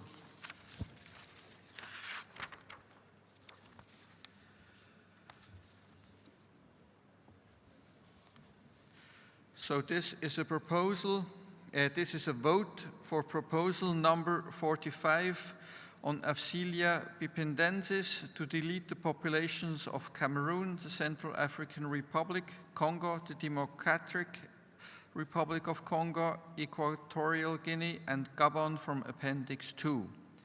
So if you vote yes, you support the deletion of these populations from Appendix 2. If you vote no, you are against the deletion of these populations from Appendix 2. The voting type is by normal vote. The vote of the European Union will be cast by the delegation of the EU. Since this vote is on the proposal for amendment of Appendix 1 and 2, two-thirds majority is required.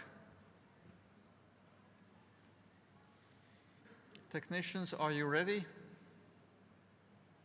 Okay. So parties, you have now 40 seconds to cast your vote. The ballot is open now.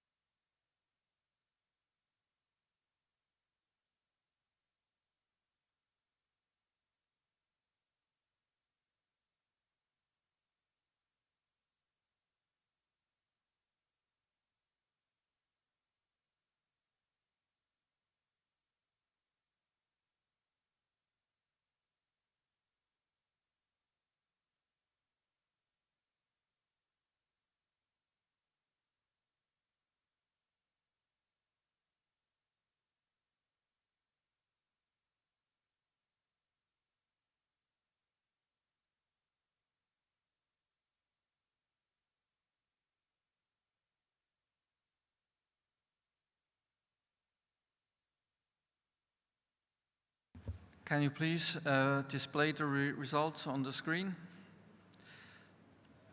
So with 94 votes in favor of the proposal, 49 votes in favor of the proposal, 56 against, and 24 abstentions, the proposal CoP20 proposal 45 to delete the populations of Cameroon, Central African Republic, Congo, the Democratic Republic of Congo, Equatorial Guinea, and Gabon from Appendix 2 is rejected.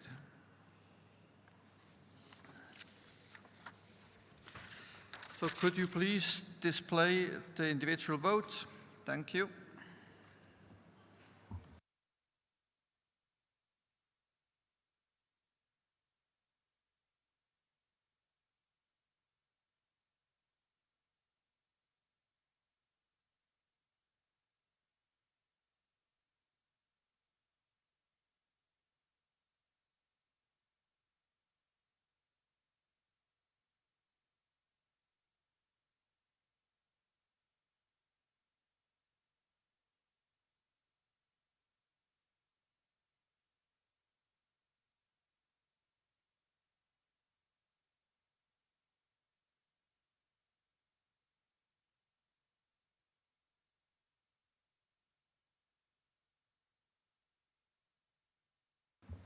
Okay, thank you.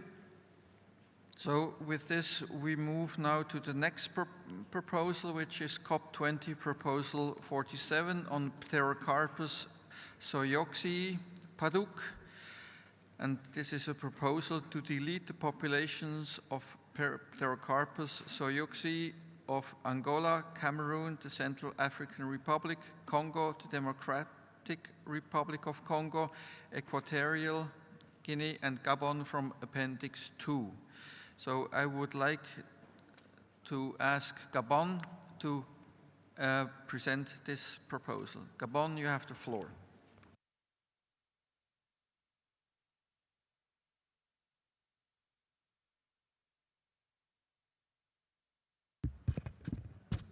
Merci, Monsieur le Président.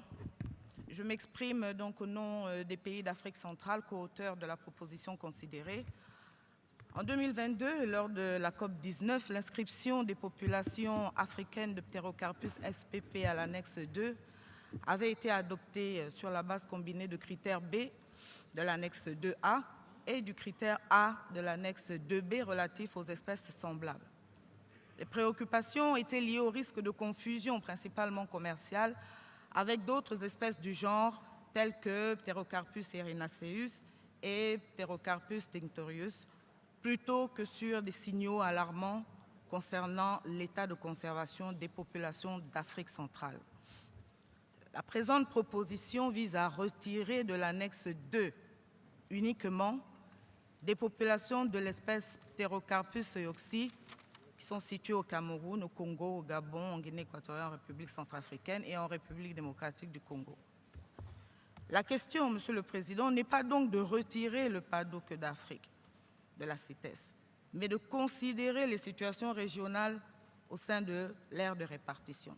Concernant d'ailleurs la proposition en elle-même, il s'agit notamment donc de l'identification fiable, dont nous avons déjà un peu parlé avec l'Afzelia, à travers des techniques scientifiques, génétiques, anatomiques et chimiques permettant de distinguer aujourd'hui et sans ambiguïté l'espèce Pterocarpus des autres espèces du genre.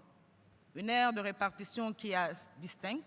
L'espèce se trouve dans des zones géographiques bien différenciées de celles des autres Pterocarpus qui sont inscrits. Une gestion durable caractérisée par la mise en œuvre depuis plus de 3 décennies de plans d'aménagement, de parcelles permanentes, de travaux scientifiques sur la dynamique des forêts naturelles. Une population stable, des informations disponibles issues des unités forestières d'aménagement couvrant environ 22 millions d'hectares convergent pour les 5 pays.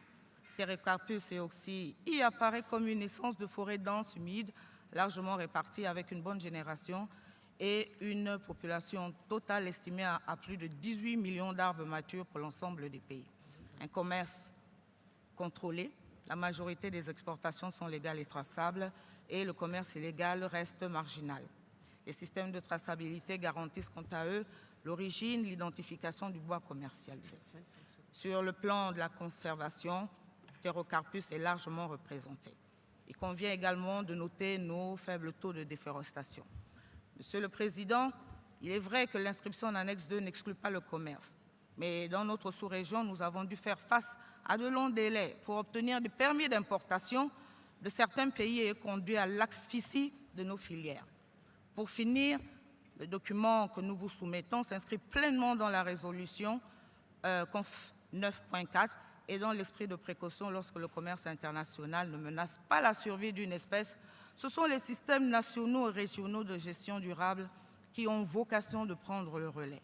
Il est donc essentiel de valoriser les avancées en matière de durabilité et de bonne gouvernance des pays d'Afrique centrale.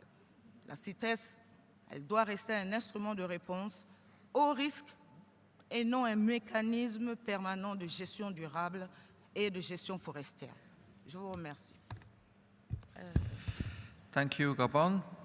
I now open the floor to parties on this proposal, and reminding also that it is quite clear that the co-proponents, they are all in favor of this proposal, so it's not actually necessary for them to also take the floor to support this document, because I think it's pretty clear that they are in support of this proposal. Nevertheless, I see Congo, you have the floor.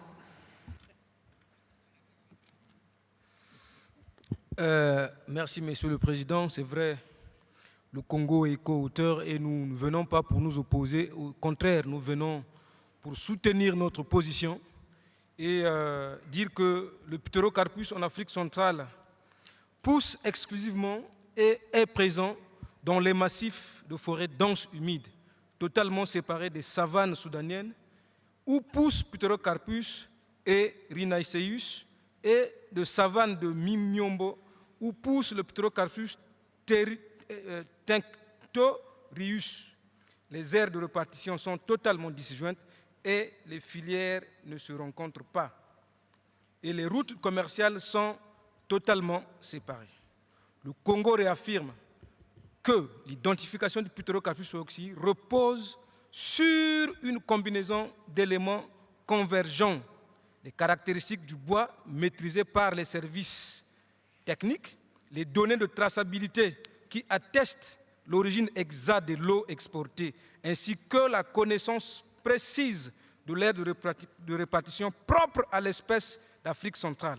En cas de doute, nous vous l'avons dit ici, des méthodes plus avancées existent, telles que les analyses chimiques, la spectroscopie ou l'ADN, qui peut permettre aux pays importateurs, s'ils ont besoin, de confirmer l'identité de Pterocarpus. Aussi, nous tenons à rappeler que jusque-là, aucun cas n'a été ni suspecté ni avéré de substitution ou de blanchiment de Pterocarpus, et Rhinaceus ou de Pterocarpus tinctorius sous l'appellation de Pterocarpus soyauxii. Cela n'a jamais été signalé dans aucun pays d'Afrique centrale. Or, comme cela a été largement souligné dans le débat précédent, ce critère de ressemblance est ambigu. Congo, can you please come to a close? The 2 minutes that you have at your disposal are finished. Oui, merci Monsieur le Président. Nous disons que dans ce cas, les conditions de critères de BA, impossibilité de distinguer les taxons et nécessité d'inscrire l'espèce pour protéger une autre, ne sont pas du tout simplement réunies. C'est pourquoi nous demandons à toutes les autres parties de considérer notre proposition et retirer le Pterocarpus, l'annexe 2 de la CITES. Merci. Thank you. Now after the European Union, you have the floor. Thank you, Chair. I speak on behalf of the European Union and its member states. We acknowledge the ongoing efforts by Central African countries to enhance sustainable forest management practice, as already mentioned with regard to Proposal 45. However, we maintain the position held at CoP19 for the African populations of the genus Podocarpus in its entirety. While the species itself might not meet criterion 2A, B, the lookalike criterion, however, remains to be met for the genus. We thus foresee significant enforcement issues, especially if a split listing would be agreed on.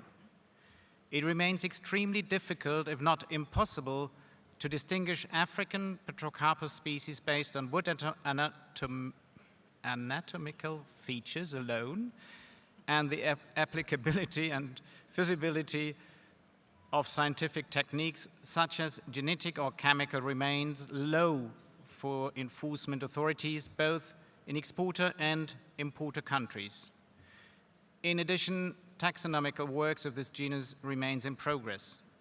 We therefore oppose the deletion of the specified populations from Appendix 2 and hope to find a common way forward together with the range states towards finding solutions and facilitating the implementation of the listing of this genus on Appendix 2. Thank you, Chair, and forgive me for my English. Thank you, European Union. I now give the floor to India. Thank you, Chair.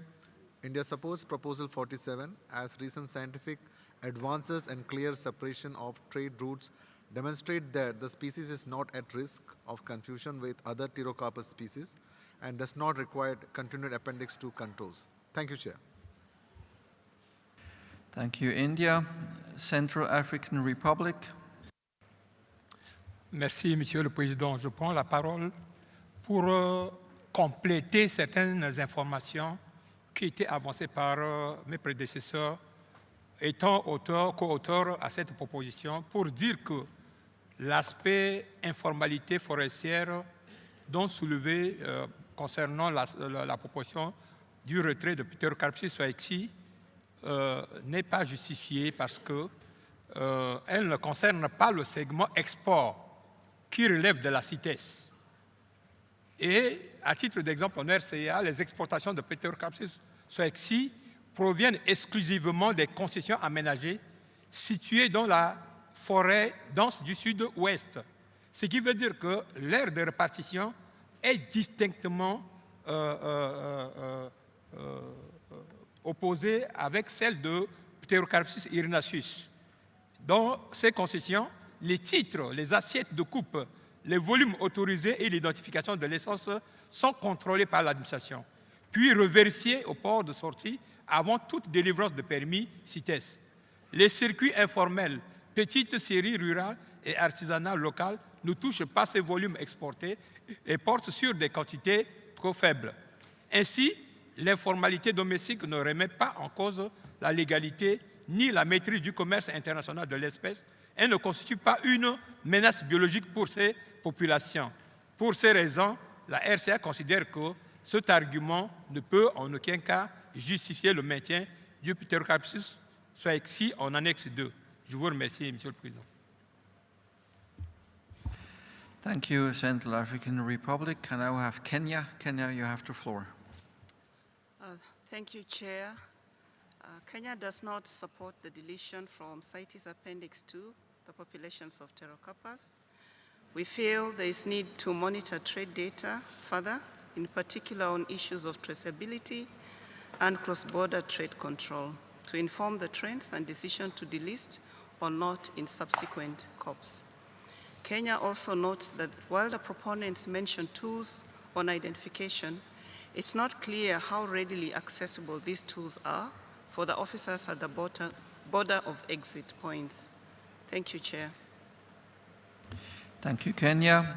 I have now the United Kingdom. You have the floor. Thank you, Chair. The United Kingdom opposes this proposal as the species still meets the lookalike criterion for listing in Appendix 2 under Annex 2BA. We note, like Proposal 45, that this proposal would result in a split listing, which would be difficult to enforce. We note parties have raised that species identification is possible in the field, but genetic, anatomical, and chemical tools for identifying sawn timber may not be available to all parties or frontline customs and enforcement authorities, and should therefore be further developed to accurately identify Pterocarpus to species level. Thank you, Chair. Thank you, UK. I now have Burundi. You have the floor. Merci, Monsieur le Président.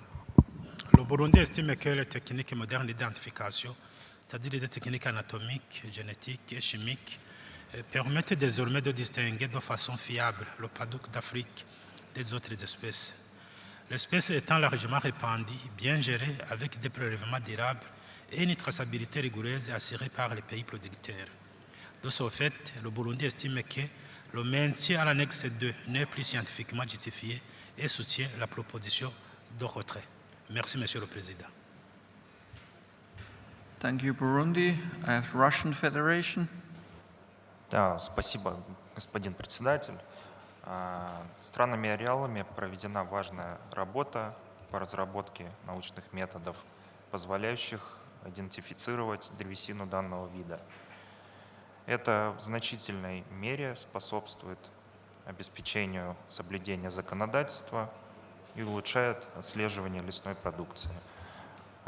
Из информации, представленной в этом документе, следует, что риски, которые были связаны с фактом схожести с другим видом, исключены, так как схожий вид не произрастает в Центральной Африке. Учитывая изложенное, возможность принятия предложения стран Центральной Африки, по нашему мнению, заслуживает внимания. Спасибо.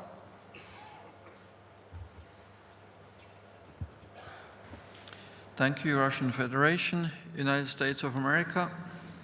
Thank you, Chair. The United States is unable to support the proposal at this time.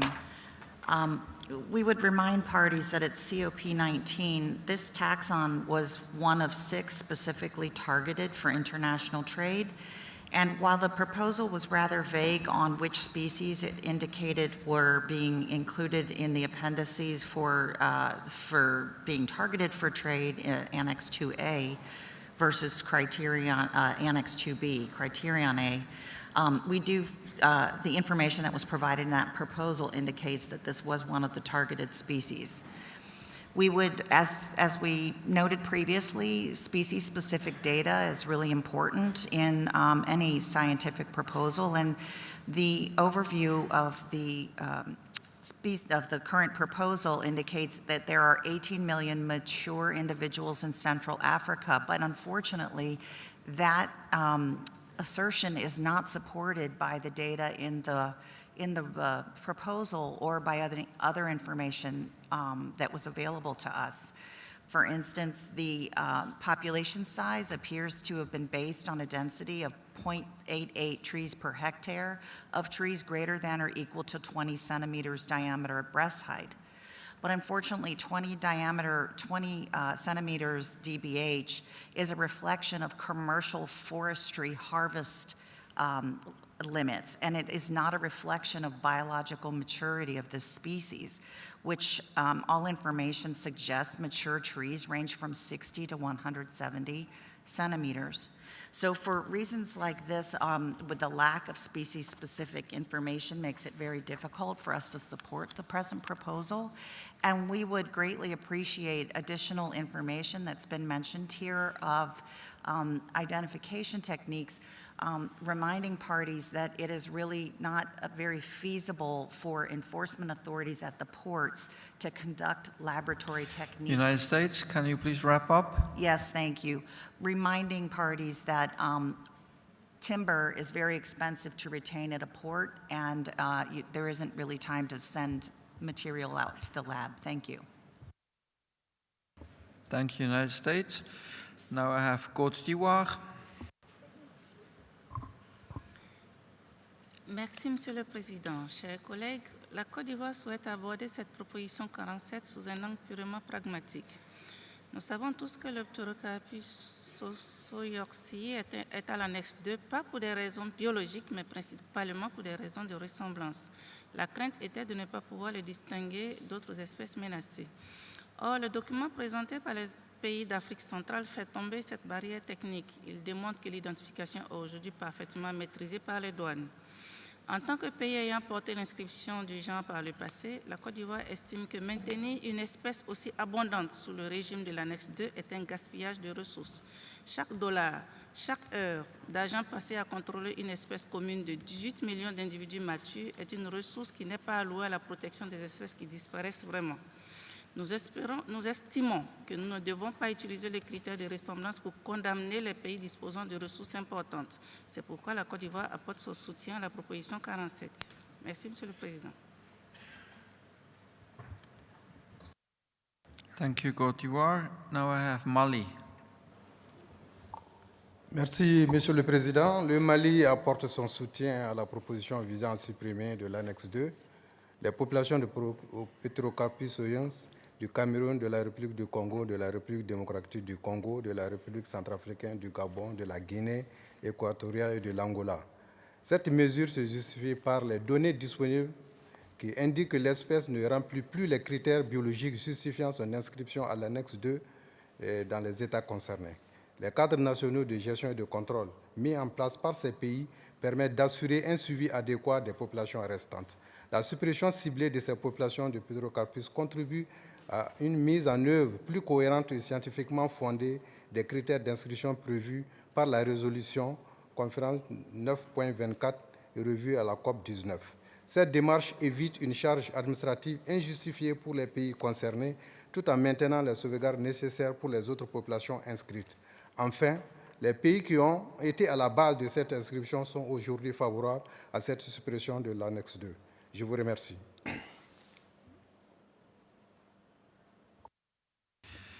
Thank you, Mali. I have no more parties on the screen, so I would open the... Okay, the last one, and then I will close the list and we'll go to IJOs and NGOs. So Cameroon as the last party. Cameroon, you have the floor. Merci une fois de plus, Monsieur le Président. Comme nous l'avons dit tantôt, s'agissant d'Afzelia bipindensis, le Cameroun soutient le retrait de Pterocarpus de l'annexe 2 de la CITES. Nous n'allons pas pour cela nous étaler sur une démonstration, au risque de le faire en vain, mais nous vous dirons simplement qu'au Cameroun, nous arrivons à faire la différence entre les espèces de Pterocarpus. Cela est d'ailleurs justifié par le fait qu'en langue vernaculaire chez nous, nous leur donnons des noms différents. Au Cameroun, nous avons le Kosso pour Erinaceus et Padouk pour soyauxii. Cela témoigne à suffire que la différence est très bien faite au niveau de nos pays. Aussi, nous déplorons le fait qu'une appellation générique adoptée par les marchés vienne à plomber la légalité de sa commercialisation. Lorsqu'un exportateur, lui, veut vendre son produit, il va dire c'est du Pterocarpus, alors que lorsqu'il va sur le terrain pour la production, il sait bien qu'il est en train de collecter soit du Kosso, soit du Padouk. Et donc, au demeurant, nous pensons que s'exciper de la ressemblance pour maintenir cette espèce à l'annexe 2 reviendrait pour nous, j'essaie de faire juste une figure, ça peut être risible, de dire que cela pour nous reviendrait à faire une confusion, par exemple, entre deux types de rhinocéros, celle d'Afrique et celle d'Asie. Je vous remercie. Thank you, Cameroon. I now open the floor to IJOs and NGOs. I had closed the list, so I open now the floor to Traffic. Traffic, you have the floor. Thank you, Chair. Available data indicate that Pterocarpus soyauxii remains widespread in Central Africa, with generally good regeneration in managed concessions. Several range states have developed non-detriment findings and export quotas. The species may not meet Criterion B of Annex 2A of Resolution 9.24. However, enforcement challenges persist. The species timber is difficult to distinguish from other Pterocarpus species. For example, Pterocarpus erinaceus, which is currently subject to trade suspensions. And shipments are often consolidated from multiple countries. This makes effective regulation challenging and underscores the need for control to prevent illegal trade in lookalike species, particularly given the high levels of mixed consignments in the region. For these reasons, Pterocarpus soyauxii continues to meet the lookalike criterion. Thank you, Chair.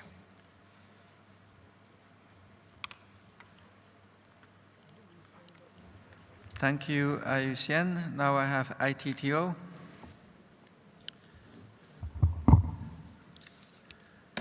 Thank you very much, Mr. Chairman, for giving me the floor. ITTO has taken an in-depth look at the proposal by the proponents, and ITTO profoundly acknowledges the tremendous conservation effort put in place by proponents from the forest management units to deployment of a robust traceability system and determination of NDF using unified system developed by range state in Central Africa sub-region.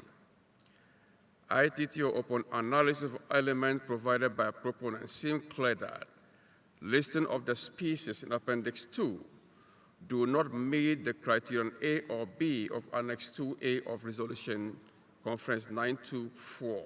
Thus, while population of Pterocarpus soyauxii occur in large population across its distribution range in proponent country, and that trade data shows that there is limited commercialization of this species, especially since its listing in November 2022.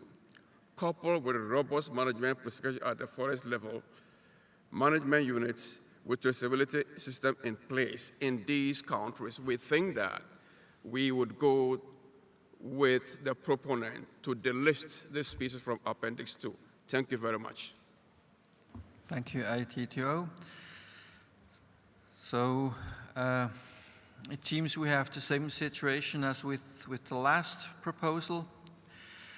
We have a big number of parties speaking against, but also quite a number of parties speaking in favor, and we don't have an agreement here, so my proposal would be to go also on this proposal for a vote. So please be ready for the vote. No more walking around. Get seated and remain there, please.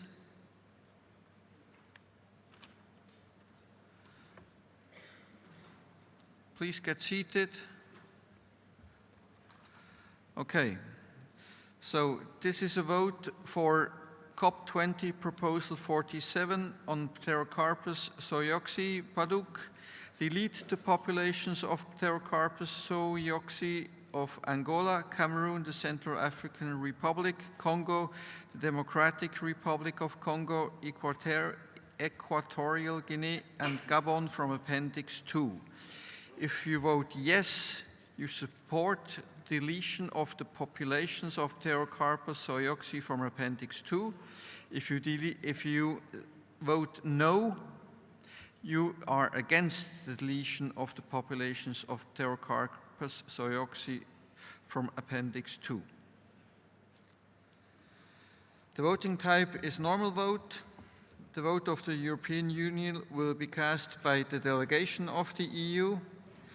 Since this is a vote on a proposal for amendment of Appendix 2, the decision will be adopted by 2/3 majority. Technicians, are you ready? Okay. So parties, you have now 40 seconds to cast your vote. The ballot is open now.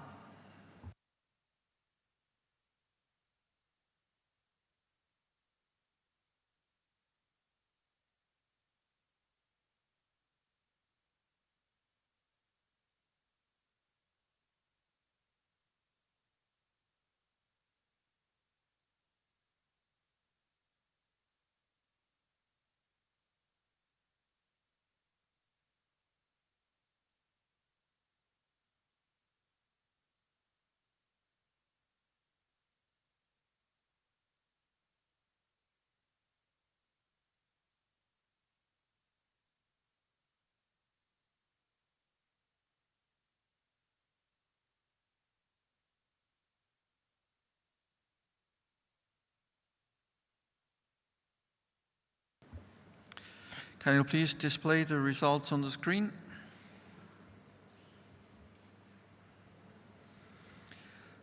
With 51 votes in favor of the proposal, 57 against, and 20 abstentions, proposal CoP20 Prop 47 to delete the populations of Pterocarpus soyauxii of Angola, Cameroon, Central African Republic, Congo, the Democratic Republic of Congo, Equatorial Guinea, and Gabon from Appendix 2 was rejected.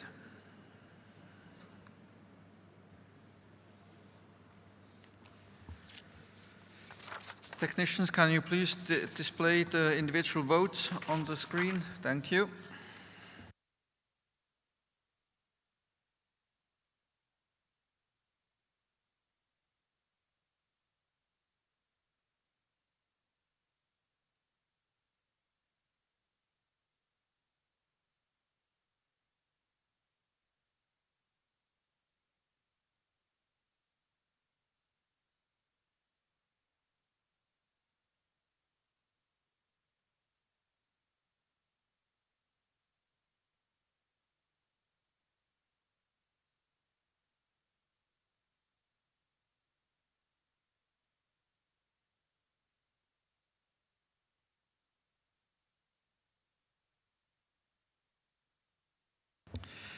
Thank you.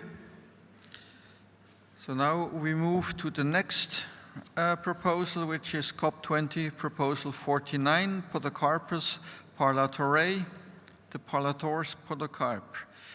The proposal is to transfer the species from Appendix 1 to Appendix 2. The proponent is Argentina, so I would like to invite Argentina to present that proposal. Argentina, you have the floor. Gracias, señor presidente.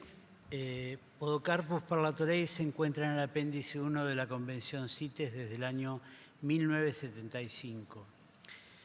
Nunca ha registrado comercio internacional de esta especie, no se ha registrado nunca comercio internacional, y en virtud del principio cautelar relativo a la resolución CONF 9.24, Rep. COP17, anexo 4, en lo que respecta a su situación, la especie y los efectos del comercio de la conservación, se propone transferir la misma del apéndice 1 al apéndice 2.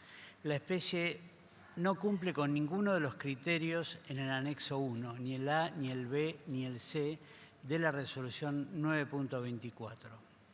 En la 27 reunión del Comité de Flora en Ginebra, en julio de 2024, se acordó seleccionar especies como candidatas para un posible examen con arreglo a la resolución CONF 14.8 Rep. COP19 sobre examen periódico de las especies incluidas en los apéndices 1 y 2, durante el próximo periodo entre reuniones hasta la COP21. Es así que la República Argentina asume, respondiendo a la notificación a las partes 084 de 2024, la responsabilidad de hacer este examen. La información contenida en la presente propuesta muestra que el estado de conservación de Podocarpus parlatorei es relativamente bueno, que no presenta amenazas de deforestación ni riesgo de incendios significativos, que su nivel de uso histórico local es casi nulo o muy bajo y que su superficie mantenida bajo algún esquema de conservación legal es importante. También se describe que el marco legal e institucional es lo suficientemente completo y claro como para asegurar un uso que no ponga en peligro la persistencia de la especie y que el país podría gestionar a la especie estando en el apéndice 2, contando con un área de distribución de aproximadamente 40.000 kilómetros cuadrados. Los países del área de distribución, Bolivia y Perú, fueron consultados en su momento. Perú argumentó y justificó que Podocarpus parlatorei no tiene distribución en Perú. Bolivia nos informa que, en base a un informe de su autoridad científica del Museo de Historia Natural, propone trabajar para una evaluación del estado de conservación de las poblaciones de Podocarpus parlatorei en Bolivia, dado que se trata de una especie amenazada en Bolivia. Se propone establecer un cupo cero como medida precautoria para asegurar su conservación. La eventual revisión de este cupo cero dependerá de la obtención de datos científicos suficientes, los que permitan determinar si una futura extracción con fines comerciales internacionales sería sostenible y no perjudicial para la especie. Asimismo, al igual que Argentina, informan que no existe ni ha existido comercio internacional de productos de esta especie y que gran parte de sus poblaciones están en áreas protegidas. Respecto al establecimiento de un cupo cero, Argentina no tiene objeciones en acompañar esta medida y proponemos que la misma se aplique a toda el área de distribución y no únicamente a las poblaciones de Bolivia. Es decir, se propone incluir la propuesta de Podocarpus que sea transferido del apéndice 1 al apéndice 2 con un cupo cero. Muchas gracias, señor presidente.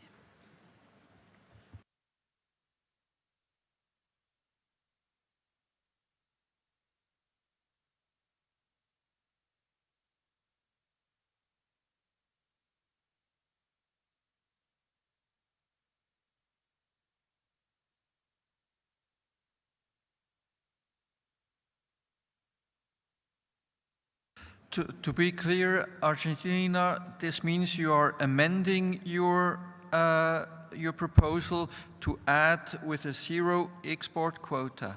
Is that correct?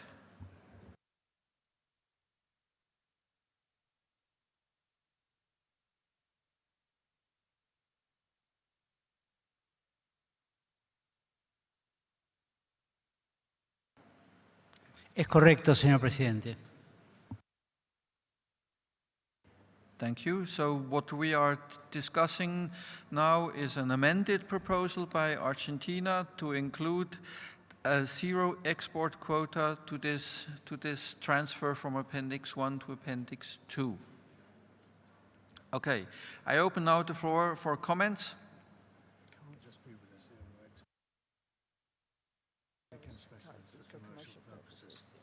I see now United States of America, you have the floor. Thank you, Chair. The United States expresses cautious concern regarding the proposal to transfer Podocarpus parlatorei from Appendix 1 to Appendix 2. This species was selected for periodic review, and while we commend Argentina for undertaking this work, the proposal did not follow the periodic review process. It was not reviewed by the Plants Committee through the established intercessional procedures.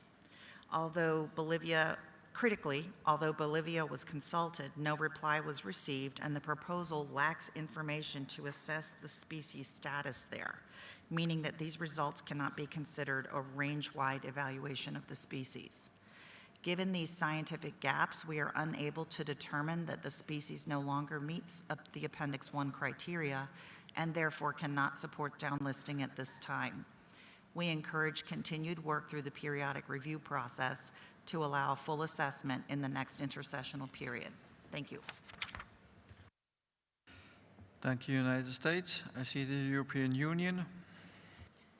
Thank you, Chair. I speak on behalf of the European Union and its member states. We thank Argentina for the proposal that gives a very profound overview of the population status of Podocarpus parlatorei in Argentina. However, a significant proportion of the species population occurs in Bolivia, yet the proposal provides limited information on population status, trends, and threats in that country.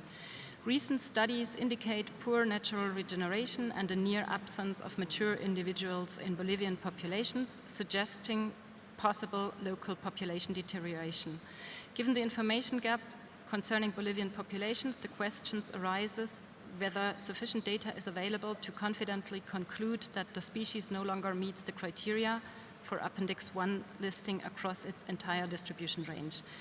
We are grateful for additional data on the Bolivian population received from Bolivia during the last days.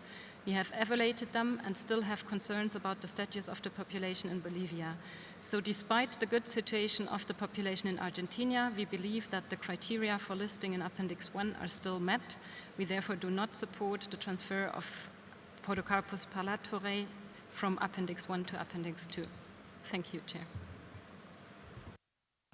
Thank you, EU. I have now Bolivia. Bolivia, you have the floor.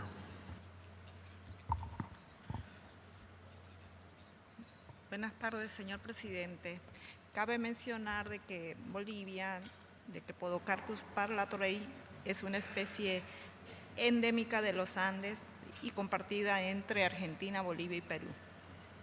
Dentro de Bolivia está categorizada ahí en el libro rojo dentro de la categoría de amenaza y en peligro, y por la IUCN está en la categoría vulnerable. En sí, esta especie está protegida mediante un decreto de veda general indefinida dentro de Bolivia. Asimismo, es una especie pionera en clave, ahí en la dinámica de los bosques, tanto de los bosques bolivianos, tucumanos y bosques interandinos, ¿no? Y con elevada abundancia ahí en algunos sitios. Actualmente nosotros carecemos de información poblacional ahí actualizada, pero casi generalmente es para uso local. Sin embargo, no tenemos registros de comercio internacional ya en forma ilegal. Bajo estos criterios, Bolivia apoya a la propuesta 49, pero con la asignación de cupo cero, ¿no?, la cual fue propuesta por el país de Argentina. Y asignarle el cupo cero es una medida cuya revisión futura estará condicionada a la obtención de datos científicos suficientes y que permitan hacia la autoridad científica CITES de Bolivia realizar estudios poblacionales. Asimismo, mencionar tanto que se tiene ahí el apoyo de América Central, el del Sur y el Caribe, el cual hacen apoyo hacia la propuesta 49. Sería eso, gracias.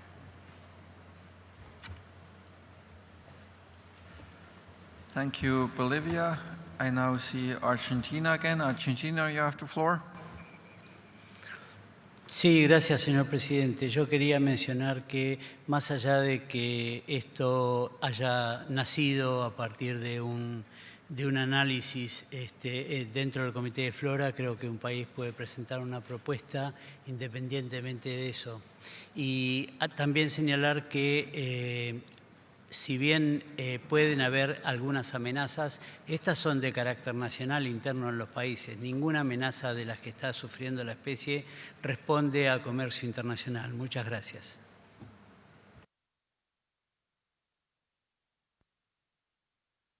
Thank you, Argentina. I have Canada.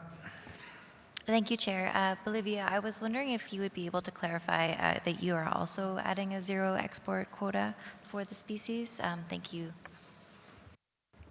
Thank you, Canada. The way I understood it, they are in agreement with having a zero export quota as Argentina proposed. So I think that was clear. I have Brazil. Muchas gracias, señor presidente. Brasil, como Bolivia ya dice, obviamente apoya la propuesta desde que, claro, se incluya la parte de cupo cero. Nosotros acreditamos que en este tipo de casos los países de rango de distribución son países que pueden evidentemente tener más condiciones para saber el futuro de su propia especie.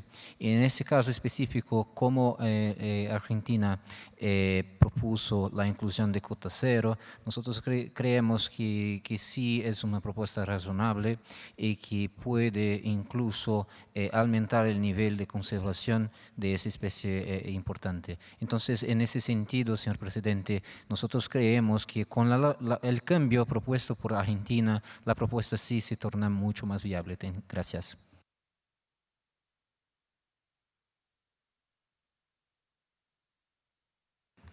Thank you, Brazil.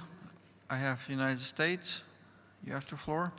Thank you, Chair, and apologies for taking the mic again. I neglected to say this, but I would like to just mention that certainly we support that any party may bring forward a proposal to the COP under Article 15.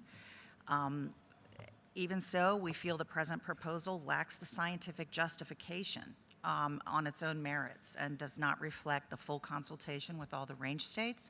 While we appreciate additional information has been received from Bolivia, we feel that the missing scientific information cannot be adequately addressed in time for parties to reach a scientifically justified decision at this meeting. Thank you. Thank you, United States. Now I have Mexico. Mexico, you have the floor. Gracias, señor presidente. Tomando en cuenta que se cuenta con el apoyo regional y que es una cuota cero, apoyamos la propuesta de Argentina enmendada. Gracias.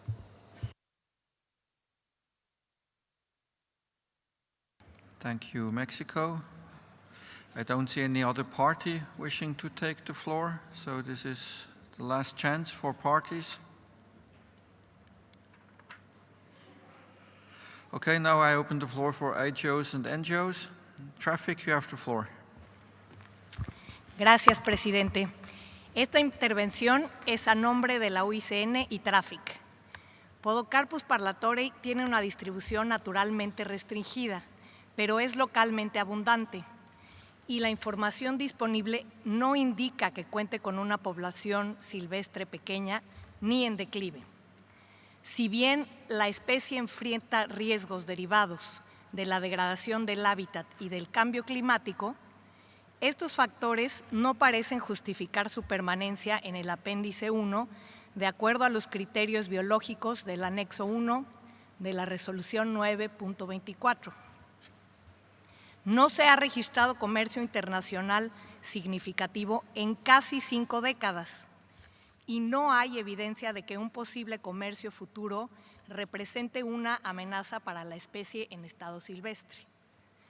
La regulación en el apéndice 2 garantizaría que cualquier comercio internacional quede sujeto a dictámenes de extracción no perjudicial de conformidad con las medidas precautorias.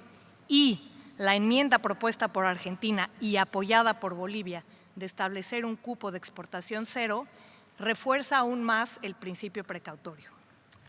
En consecuencia, la propuesta de transferir a la especie al apéndice 2 con la inclusión del cupo de exportación cero parece estar debidamente justificada. Gracias, presidente. Thank you, traffic.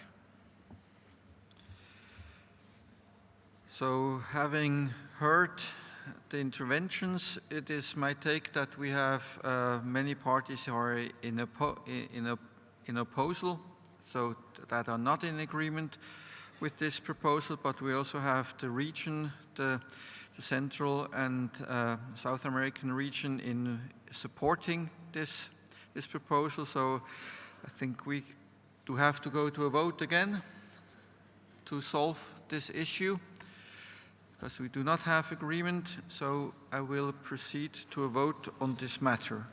So please, everyone get seated. Do not walk around anymore.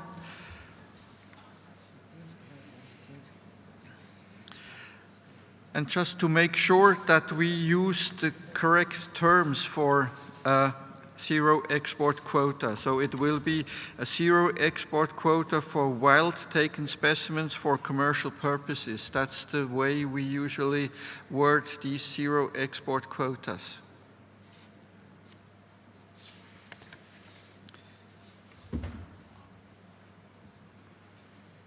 Okay, so this is a vote for proposal number 49 on Podocarpus parlatorei to transfer that species from Appendix 1 to Appendix 2.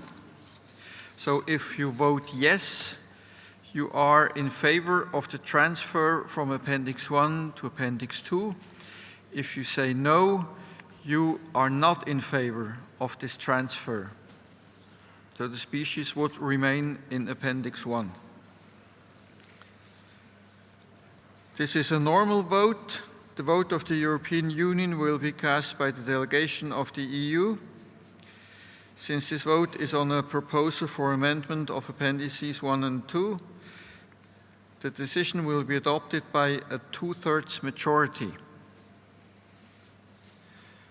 Technicians are ready. So, parties, you have now 40 seconds to cast your vote. The ballot is open now.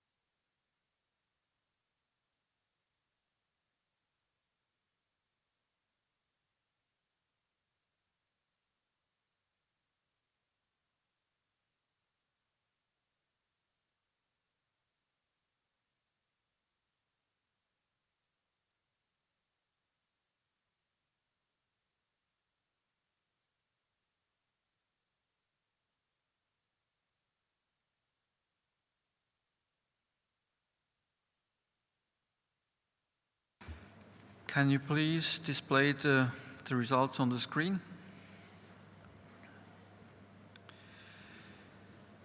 So with 69 votes in favor of the proposal, 38 votes against, and 18 abstentions, proposal CoP20, proposal of 49 to transfer Podocarpus parlatorei from Appendix 1 to Appendix 2 has been rejected.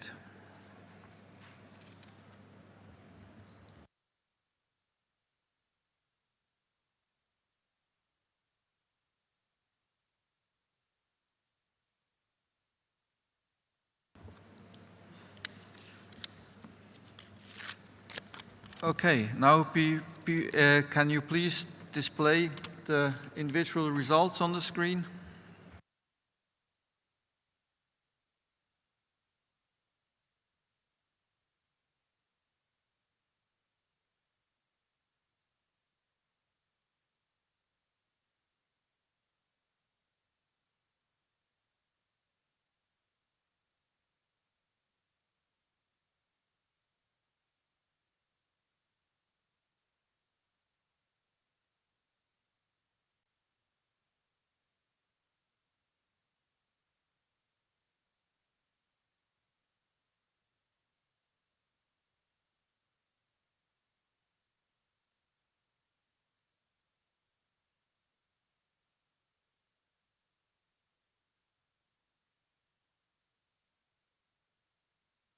So thank you.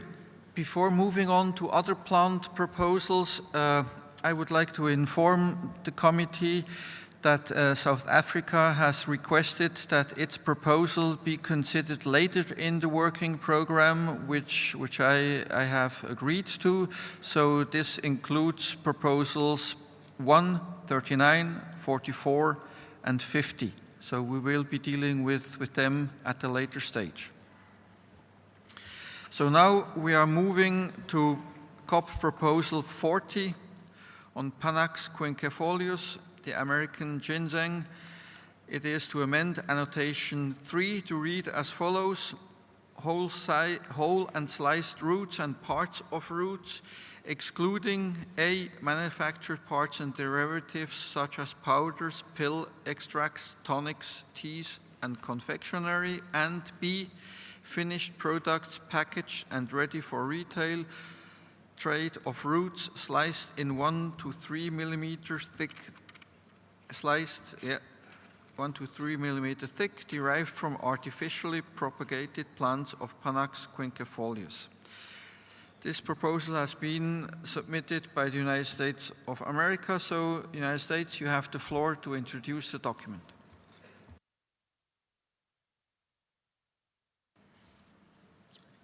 Oh, thank you, Chair. This proposal seeks to amend annotation number 3 for American ginseng, Panax quinquefolius, to exempt finished retail packaged sliced roots 1 to 3 millimeters thick derived from artificially propagated plants. This narrowly focused exemption would alleviate the need for CITES permits for these low-risk, clearly identifiable specimens while maintaining effective regulation and protection of wild populations.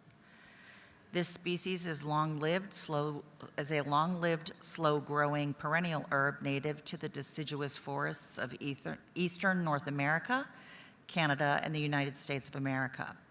It is highly valued for its medicinal properties, especially in East Asian markets, and is in high demand internationally. In response to conservation concerns, this species was included in Appendix 2 of CITES in 1975, with annotation 3, which currently regulates live and dead plants, whole and sliced roots, and root parts, including fibers, while excluding seeds and manufactured derivatives such as powders, pills, extracts, tonics, teas, and confectionery. This annotation applies to Panax ginseng, a species native outside of North America as well. The United States is the only country exporting wild harvested American ginseng. Wild harvest occurs under strict national and subnational regulations, and CITES non-detriment findings set specific criteria regarding root age and harvest conditions. Additionally, artificially propagated American ginseng helps meet market demand in certain sectors. A targeted exemption for low-risk product types, such as sliced roots from artificially propagated American ginseng, may help reduce consumer permitting burdens without increasing risks to wild populations. This exemption would apply only to Panax quinquefolius and is limited to finished products consisting of sliced roots derived from artificially propagated plants, packaged and ready for retail trade. This product type is consistent with current industry practices and poses minimal risk from an enforcement and conservation standpoint. This issue is especially relevant to the Key outcomes of the proposed exemption would be that it would facilitate compliance with CITES by clarifying treatment of low-risk products, preserve enforcement authority to inspect and seize non-compliant materials, and it also improves trade efficiency for American ginseng exporters in importing countries. This is especially important because some CITES parties either do not implement personal effects exemptions or apply stricter domestic measures requiring import permits for Appendix 2 specimens of low conservation risk. By exempting this clearly defined low-risk product, the amendment would streamline legal trade, reduce administrative burdens, and support the sustainable management of the species under CITES, consistent with guidance and principles for annotations in paragraph 6 of Resolution Conf 1121 on the use of annotations. We'll close by just addressing the proposed amendments from the Secretariat quickly. With regard to those suggested edits, the United States could support the minor clarification to use the word except instead of excluding, as well as the labeling requirement. But we would oppose deletion of the thickness requirement, as that would open the loopholes contrary to the intent of the proposal and to the concerns expressed by other parties about the proposal's potential negative effect on wild ginseng. Thank you. Thank you, United States. I was going to draw the attention of the committee to the Secretariat's amendment, proposed amendments as well, so that you are aware of them. So I now open the floor for any comments from parties. I see Canada. Canada, you have the floor. Thank you, Chair. Canada is a range state for American ginseng. In Canada, wild ginseng populations have been assessed as endangered. American ginseng has experienced extensive historical declines, which continue. Most remaining wild populations are small and are not considered to be viable. Harvest, trade in, and export of wild specimens are prohibited in Canada. Illegal harvest is one of the main threats to ginseng in Canada. It is driven by the high value of wild-source ginseng, root in illegal markets, and wild populations are particularly sensitive to illegal harvest because the largest plants are targeted. Despite having small and endangered wild populations, Canada's export volumes of artificially propagated ginseng make up over 98% of the global exports in this species. Canadian exports are from field-grown plants. Because of the legal protections in Canada, we have stricter domestic measures and we do not implement the personal and household effects exemption. This proposed amendment would reduce our ability to monitor and control the trade in ginseng products. By retaining the current listing and keeping the sliced roots as a controlled product of American ginseng, importing countries verify the product.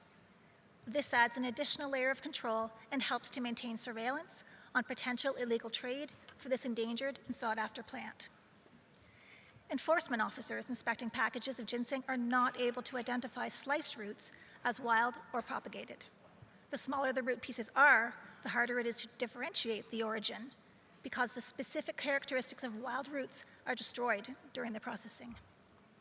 This may open an opportunity for wild ginseng to be poached in Canada. While this is less likely to occur in the case of large roots, whose high value lies in their uncut state, wild roots of lower grade that are intended to be cut anyway for medicinal remedies could potentially be sliced in an effort to evade export control. Even a small increased risk of an illegal harvest and trade would have disproportionate negative impacts to our wild populations, given their very small sizes and number. In conclusion, Canada would prefer to maintain the current CITES controls. Thank you, Chair. Thank you, Canada. I see China. China, you have the floor. Thank you, Chair. China expresses its gratitude to United States for submitting Proposal 40 and appreciates the U.S. efforts in promoting trade facilitation. China constantly supports granting reasonable exemption for eligible wild plant products, provided that they are legal, sustainable, and scientifically verifiable. However, based on preliminary assessment, we believe the proposal requires further clarification in the following aspects. The scientific basis remains insufficient, lacking a systematic assessment or tracking of the impact of this exception on the wide population of American ginseng. We understand that American ginseng cultivation involves various firms, and some assisted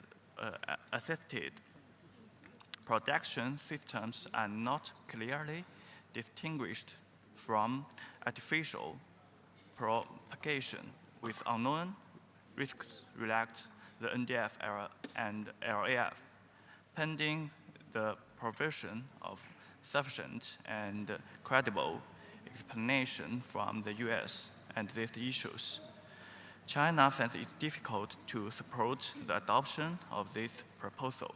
China is willing to continue engaging constructively in discussions to foster a scientific, credible, and sustainable solution. Thank you, Chair. Thank you, China. I see the UK. UK, you have the floor. Thank you, Chair. The United Kingdom acknowledges the USA's proposal to change the wording of annotation 3. However, Canada is the main exporter for artificially propagated roots, and we note their concerns that there is a risk of laundering of wild roots, which could have detrimental effects on their small wild populations. We are also concerned that the annotation wording, as proposed by the USA, excluding slices 1 to 3 millimeters thick, will be difficult for enforcement officials to implement, as measuring the size of slices will not be practical, and it may be difficult to identify if a slice is from a wild root or an artificially propagated root. We therefore do not support the proposal and would like to keep the current wording for annotation 3. Thank you. Thank you, UK. I now see Indonesia. Thank you, Chair. Indonesia is in line with the view of Canada. Thank you, Chairs. Thank you, Indonesia. European Union. Thank you, Chair. I speak on behalf of the EU and the Member States, and we thank the US for their proposal to clearly evaluate the administrative burdens for CITES authorities, traders, and consumers of Panax quinquefolius products. However, in the currently proposed way, we cannot agree with the amendments of the annotation 3. We think that the exemption of sliced roots of CITES control without any requirements for labeling of products that could clearly indicate their source would result in uncertainties for enforcement and leave opportunity for misuse. Overharvesting of wild population appear to be one of the key threat factors for the species in the US. So a clear approach to distinguish between products that contain wild source versus field-grown products would be necessary. Characteristics that indicate of ginseng root are of wild source, such as shape, texture, and size, cannot be assessed anymore when in sliced form. And high price, which are mentioned in the proposal as an indication for wild source, are rarely obvious for custom officers. The US is exporting artificial propagated, but also wild source ginseng. However, in situ production systems are also commonly applied to forest quinquefolius, such as forest farming or wild simulated, which may rather fall under the source code Y and would then need NDF. This results in further uncertainties as species from such production system may also treat in the form of sliced roots and may then not be recognizable from field-grown species under the new annotation. Additionally, to the risk of laundering of wild sources material, we consider that the risk of laundering of species of Panax ginseng from Russia cannot be ruled out, as this species is traded in the form of sliced roots too. So in sum, the proposed annotation of sliced roots can only work if the source of the artificial propagation is clearly indicated on each package of relevant finished product. In this regard, the EU is not supporting of the original draft annotation in CoP20 Proposal 40, but would be in support of the draft annotation 3 as amended by the Secretary in CoP20 document 114.1. Thank you.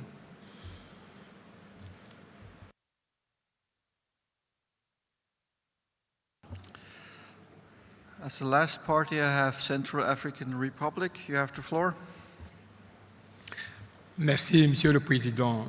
Je pense qu'après toutes les interventions et les déclarations faites, je soutiens la déclaration faite par le Canada, le Royaume-Uni et l'Indonésie, et je rejette la proposition formulée par les États-Unis. Merci.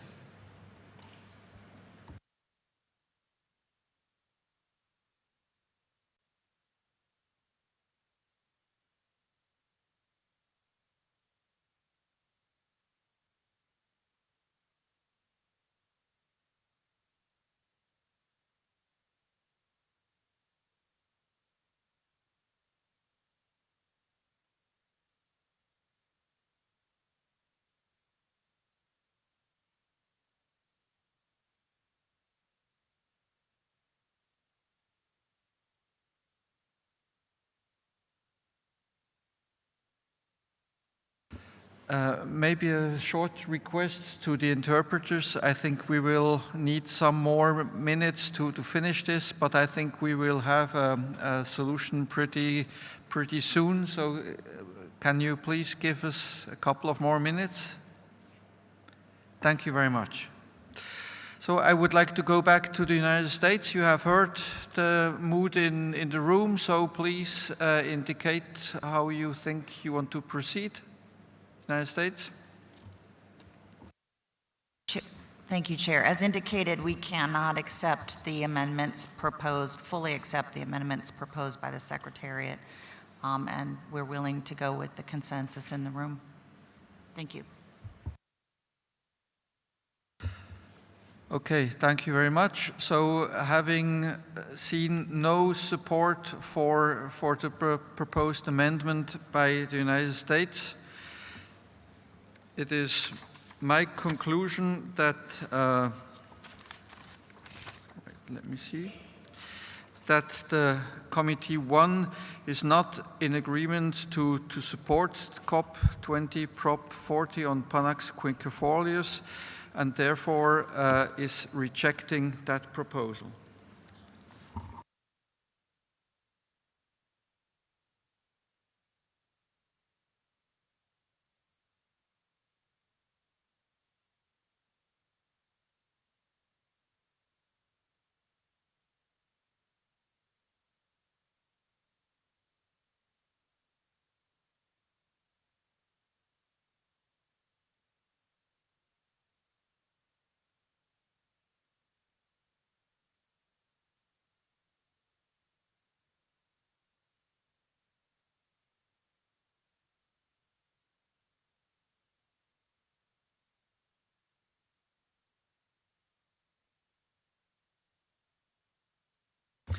Okay, so with this, I have made my conclusion clear, and I think I haven't seen any opposition to that. So with this, I think we have finished our work today, and I will close today's session. But before that, the Secretariat may have some housekeeping announcements.